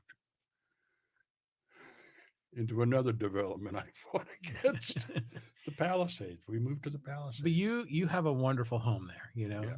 something to be very proud of. We're at the end of Candy Cane Lane, Butterwood Court. Right. I get to celebrate Christmas the way I like to celebrate Christmas, was by not going anywhere, standing in my driveway. Yes. We got a great one this year. The Mhm. COVID. All right. This is going to be a problem. People are coming to Christmas regardless. That's the thing, is with COVID, everything, when the economy was shut down and people stayed at home, you probably had a little bit less traffic than normal, but there's going to be a surge this year. No, we had just as much traffic as we normally did. And that was an issue. I could see it coming. But still in cars, though, not as many on foot, right?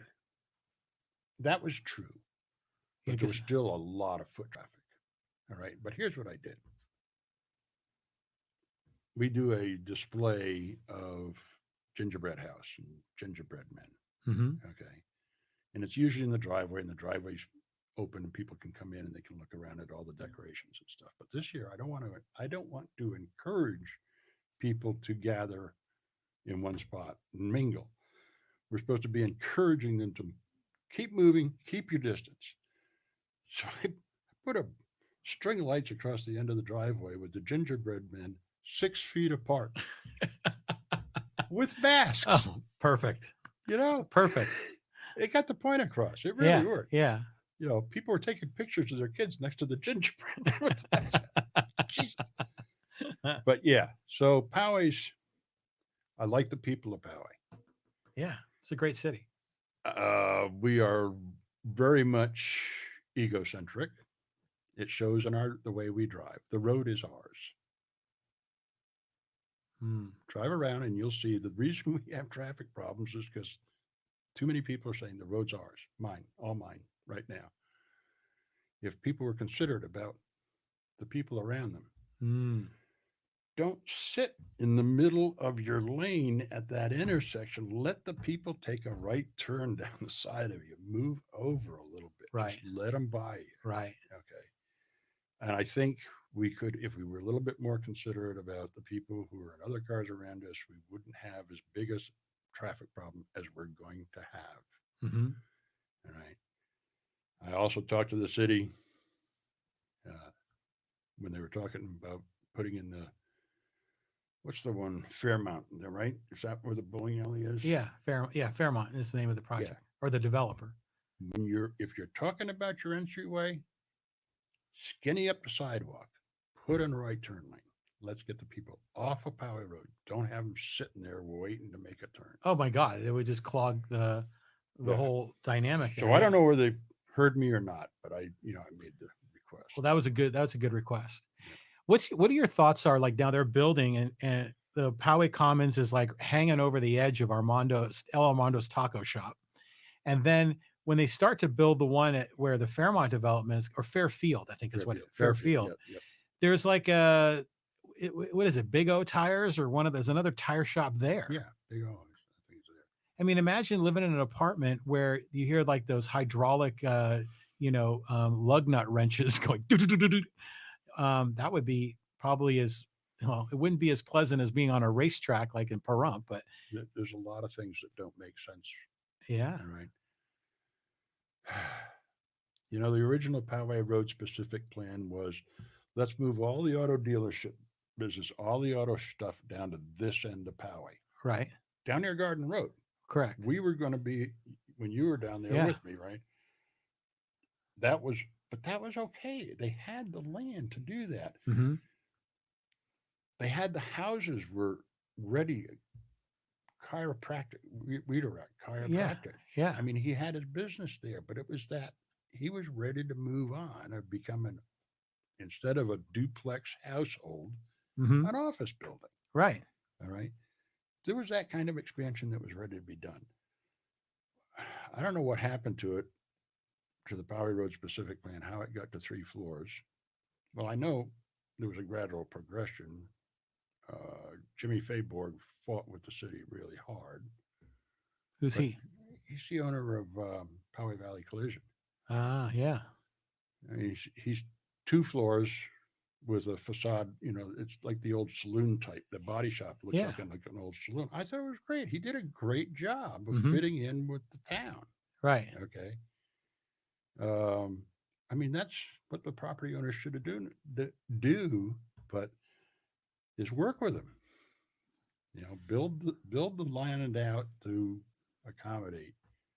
What's interesting is when they had the idea then of having all the auto dealers east of Midland, which Mhm. made sense, but Perry Ford was always, right Where in the the middle. turf meets the dirt. Yeah. I love that guy. I don't know who that was. It was before Perry.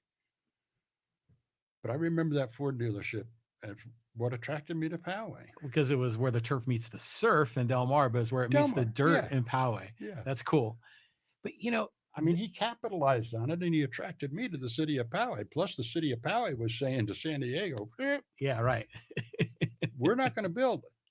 We're not going to build, Yeah. is what they were saying in those days. And yes, from Hill Country Drive, I could see the wave, the tidal wave of development coming.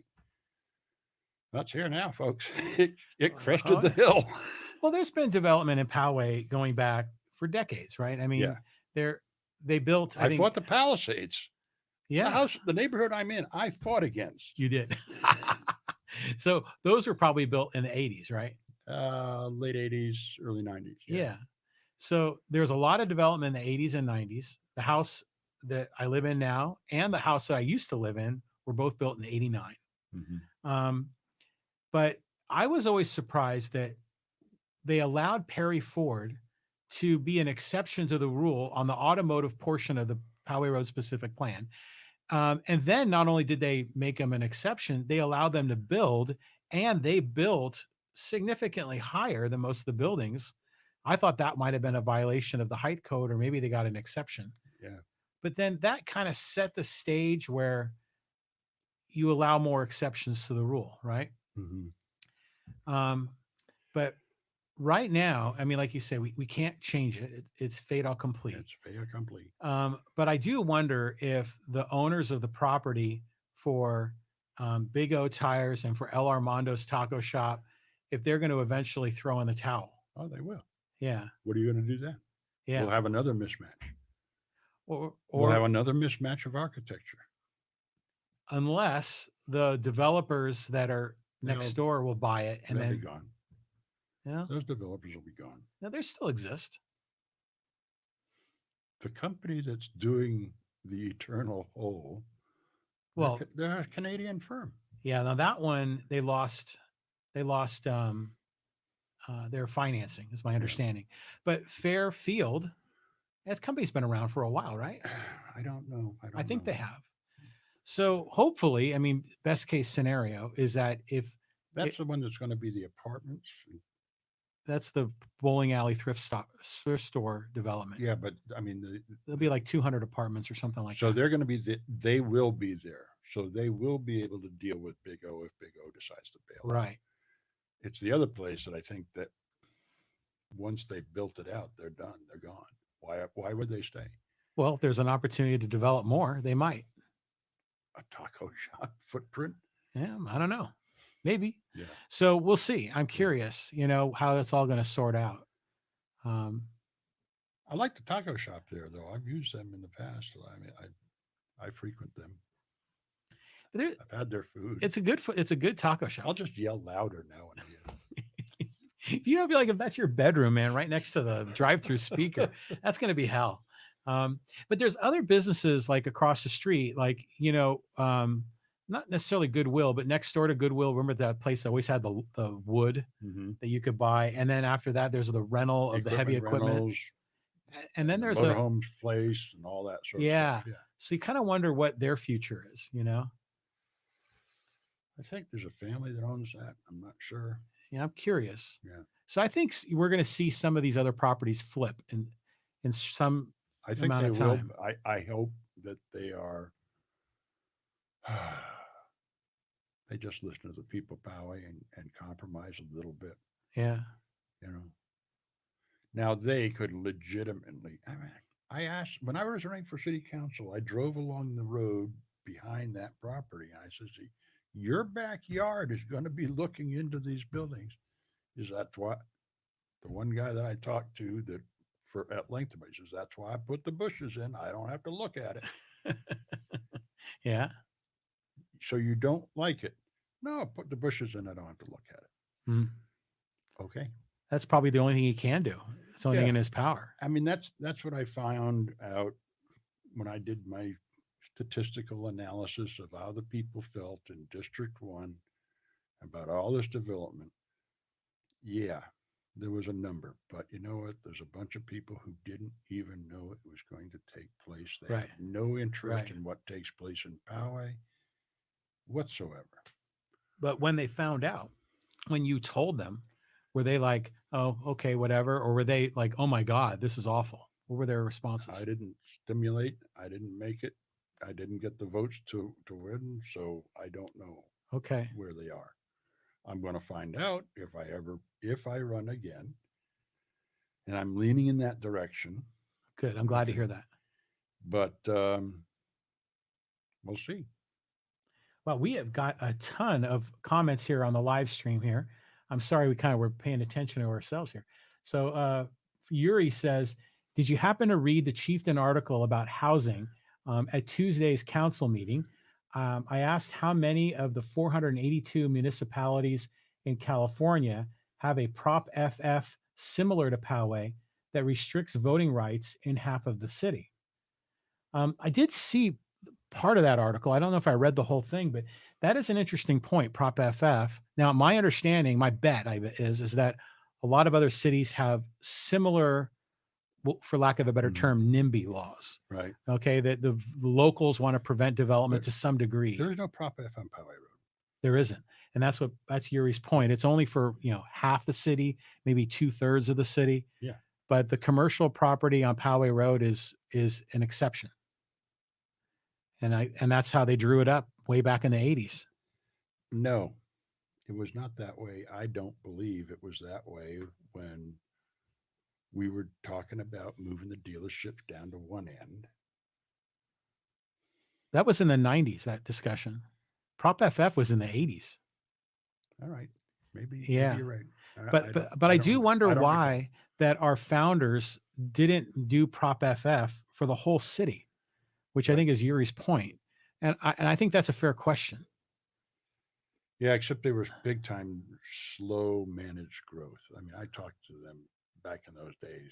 Every time they were trying to do something, I was right there. No, Well, but I don't know. I think what's going to happen is the politicians in Sacramento are now kind of changing their tune, and they're pushing more development, and they may override some of these local ordinances like a Prop FF or similar. Let's go down here. John Carson on the live stream. Oh, I knew he'd be on. Okay. John says, my old competitor. Yeah, you guys were D1 competitors right there. Yeah. John is a good guy. I like him. Yeah. Wanting to what does it say?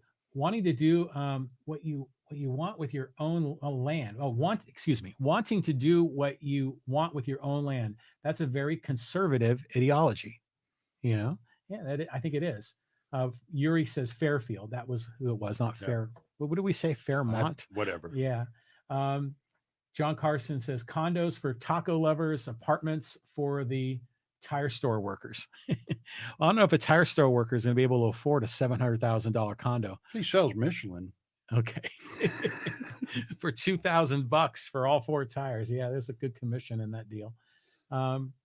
John Carson says 3 floors are all exceptions.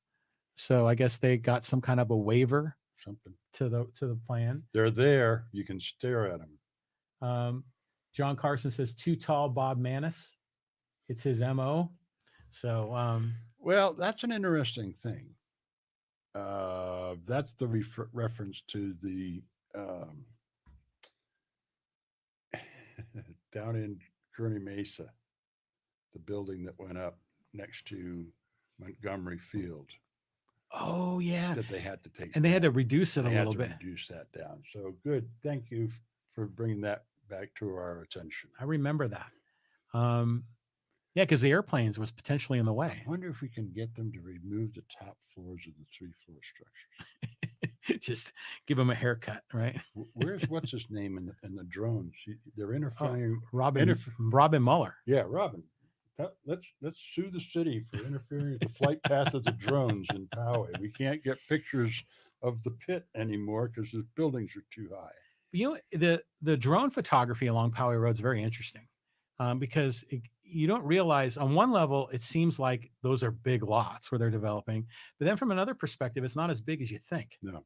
You know, so and then it's interesting how the Poway Commons, the way it wraps around, like around Community Park a little bit behind Poway Road, right, quite a bit. Yep. And there's going to be a street that goes through there that's going to be kind of behind the taco shop, right? Right. Well, it's immediately behind. If you go up Terrascan right now by the skateboard park and look over, you can see where that road.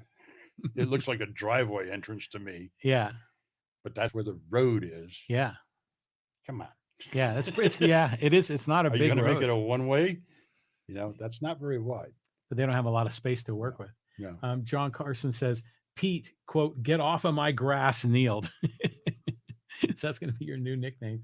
Be like, oh, Grandpa Simpson. I never said that. And Yuri Bolin says, Capexo for the outpost, aka the Poway tar pits. Yeah, like the big dig, you know, like in Boston. I was told that was not going to be a problem. I brought that up at city council. You predicted it right here on the podcast. You said they were going to hit water. It was going to be trouble. Your engineering and scientific background, you knew it was going to happen. It's lucky, I guess. So do you think what's going to happen then? They have to get new financing.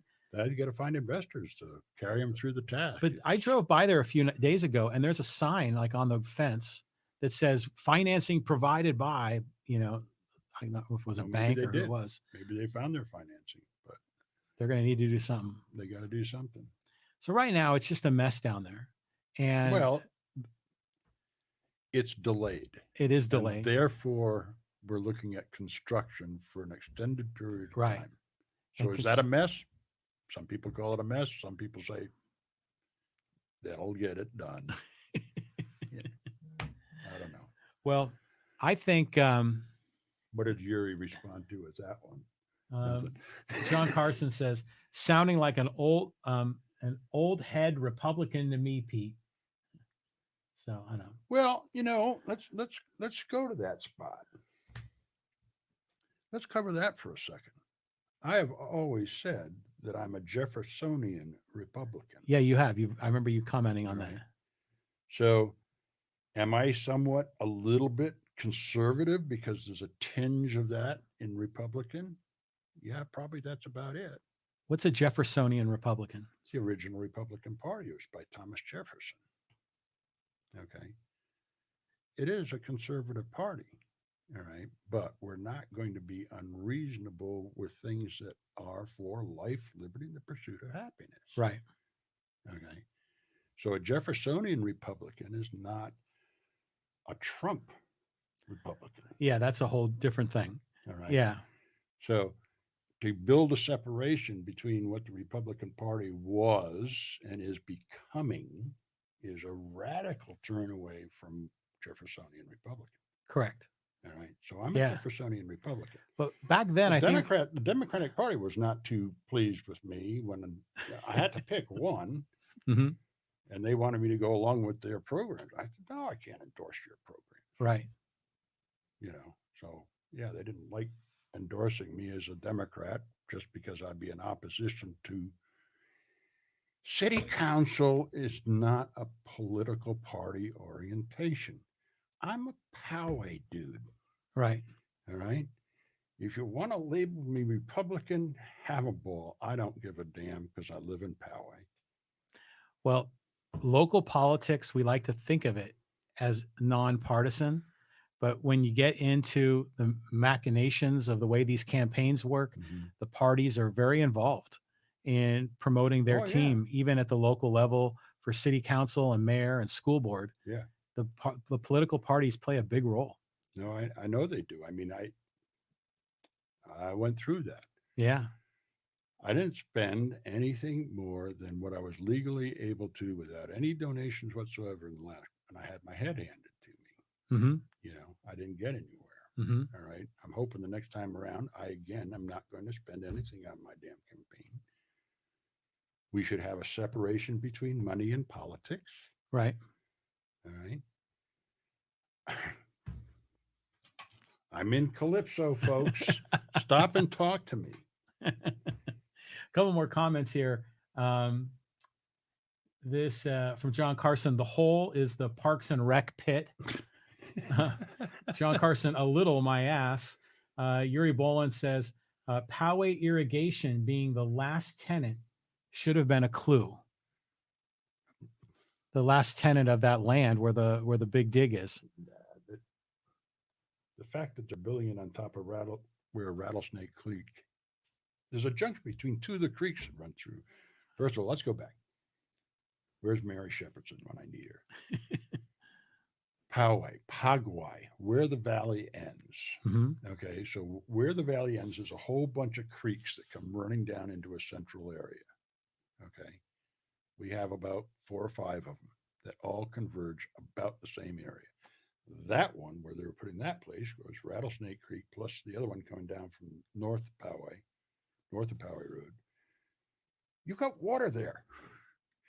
It's plain as the nose on your face. Yeah.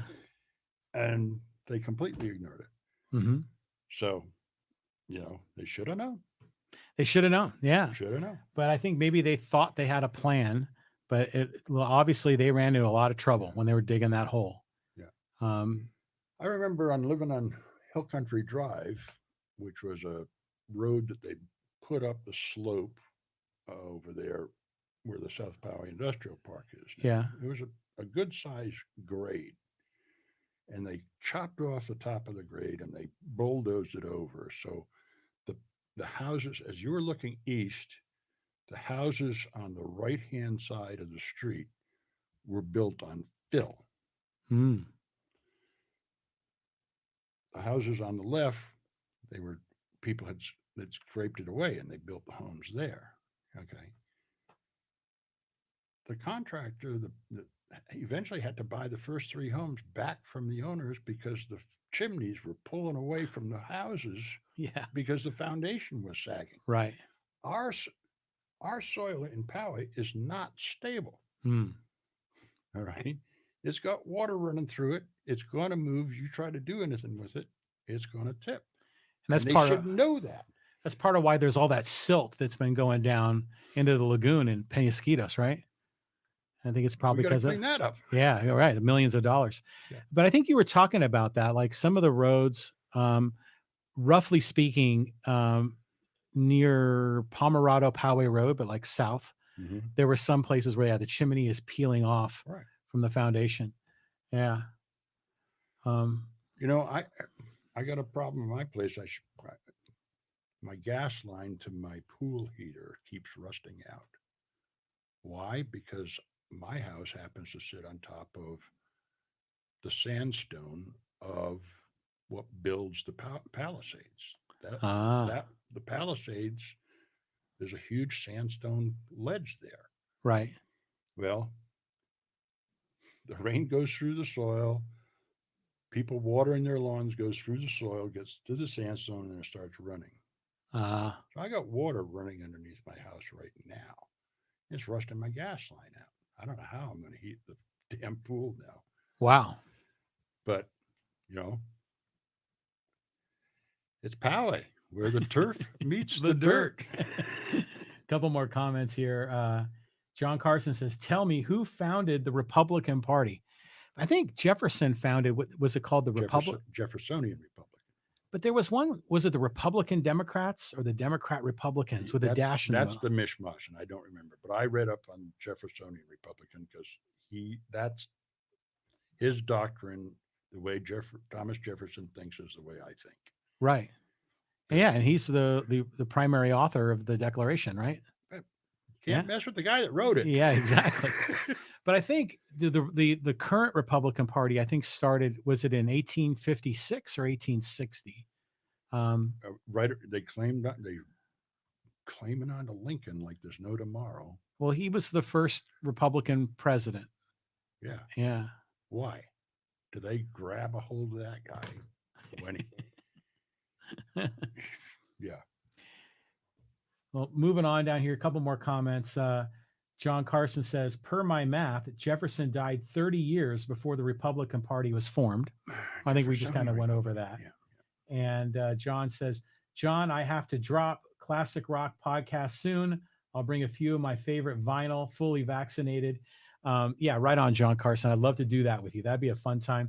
And then John says 1854. So that must be when the current iteration of the Republican Party was formed. Right. So, okay. Well, there's the politics, which I don't care for. No, it's theater in so many ways. Right. Let's start with Poway. Get it so most of the people, we're not going to make everybody happy. Mm-hmm. The people who want to have tall buildings probably not going to be happy because this is a residential community. Yeah. Going to be residential. Well, I'll tell you what, I hope you run again in 2022. And I'll have my head handed to me again. But I think it's a great thing when you're out there because you're offering a point of view that maybe the other candidates are not. That's the one thing. I don't want to issue a point of view. I want to listen. Excuse me. You're right. You're right. Your strategy is the opposite. I want to listen to what the people tell me, do the analysis, find out statistically where we're at. Okay. Yeah. And what District 1 with an eyeball to District 4, because they've made that the issue, the borderline between District 1 and District 4 is Poway Road. Right. District 2 on the other side, and the other one is Van Dam Peak. Mm-hmm. That influences District 1. Correct. There are issues on the table. I want to know what the people in District 1 want to do, how they feel, and that's the decisions I will take to the city council meeting. Won't be my opinion. It'll be the statistical opinion. I'm going to tell people, we got an issue here because we got 50% of the people are in favor and we got 50% of the people who were against it. All right. I will talk to them. Let's educate them and see if you can change that at least to a 60-40, preferably a 70-30. Right. All right. But if they're not going to budge, then we have to make compromises here on whatever it is you want to do that you brought to the city council. Mm-hmm. That's the way it should operate. Yeah. That's true representation. Yeah. Yeah. It's a representative government. Yeah. Isn't it? It is. But to your earlier point, so many people are not tuned in. They don't really know. And frankly, a lot of them don't really care. So that makes it even harder to be a representative of the people. Yeah. I've talked about this before, is that we should have neighborhood groups. The people on Butterwood Court are just as friendly with the 3 cul-de-sacs that form the candy cane lanes. Mm-hmm. We talk amongst each other. We talk about we talk about Christmas time. Yeah, for sure. We can certainly get that neighborhood to feed to their city councilmen how they feel about certain issues. It's just the same responsibility for me as a city council member to say, you're not going to believe what they're wanting to do now. Yeah. All right. And let them read about it, find out, Hmm. give me your feelings. We need, they call it transparency. No, I got to be a town crier. I got to find out what's coming down the pipe and get it out to the people in their faces. You don't have to go on the internet. You just got to read the email I send you. Right. Right. All right. And if you don't read your email, then sorry, I wasn't Well, able to help you. I do hope you run, because I think that approach, I think, is a very healthy approach. And I think it solicits the most input as possible from the people. And it's a differentiating point for you compared to the other candidates that may be running. So I know that's a big decision, Mhm. and you don't have to make a decision for a while, but I hope you do. I hope you do run. Well, like I said, I'm leaning that way right now, but um, things happen. Yeah, totally. I get it. Life throws you some curveballs, like your tires may not be all that sharp, and you got to. You build all these expectations up to do something, and then you Yeah. get there and you find out, oh, that didn't work out quite as planned. Right. And I think that's what we're doing in Poway itself. Yeah. Yeah. This didn't work out exactly the way we had planned. Well, I think once the final version is done, I think it's going to be an improvement over the mess of the construction. Yes. The question is how much of an improvement that'll be. Yeah. And will it be net positive compared to what was there previously? I'm curious to find out. You know the place they've just finished on Oak Knoll and Pomeroy. Oh yeah, the Via de la Vida. Yeah. Mm-hmm. They did a nice job with that. Yeah. They did a very nice job with that. I hope it is very. We certainly need to help those people. Well, we had to have a place for them to live. Yeah. With the proper kind of care Yeah. available. Yeah. That project has widespread support, and it's kind of tucked away, so it's not on the main road of Poway. Right. Yeah, I think everyone's hopeful that's going to be a big success. Yeah. Mm-hmm. And then there's Big Stone Lodge. I got to protect the Big Stone Lodge. Yeah.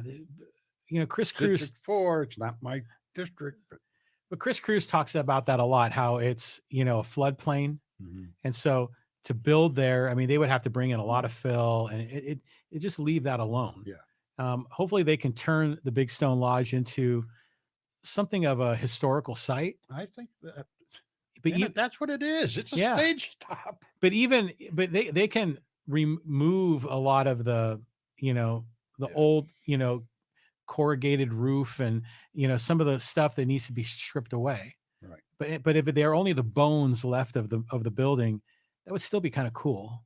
Almost like a Greek ruin, Yeah. but in Poway. Yeah. So all good.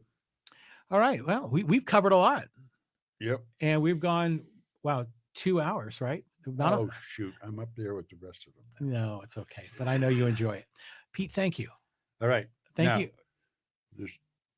I want to do the Mike Smith one. For sure. Okay. That's a big one. Yeah. And that's huge to me. And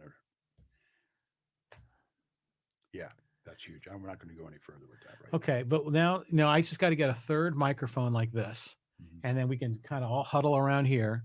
And I think we can have a really good conversation. Yeah. Okay. So let's schedule that. All right. Okay. And then we've got to do the second podcast. Yep. Right. Yep. Talk a little bit about your days in the Navy and one of your leaders that you respect so much. Yep. So we'll try to get that one organized as well. But yeah, for sure. And then I've gone full circle then with you. I'll have covered everything I want to cover in a podcast. Yeah. Those two will complete the mission. Okay. I look forward to that. All right. Pete, thank you very much. Yuri, thank you very much. You're a very helpful guy. I'm sorry I yelled at you in the store the other night, but please do something about 24-hour pharmacy care for the people of Poway. We do not want to go to Mira Mesa. Well, Yuri says, by the people, for the people, elected officials are supposed to represent the people. That is clearly not what is happening in Poway. Yeah. Yeah. I think that's a fair point. Yeah. Okay. Well, let's wrap this bad boy up. All right. It's easily done in my half. Okay, we'll see you later, I friends. just turn the TV off. All right. I'll be back Monday at 2 o'clock. Take care. Bye-bye.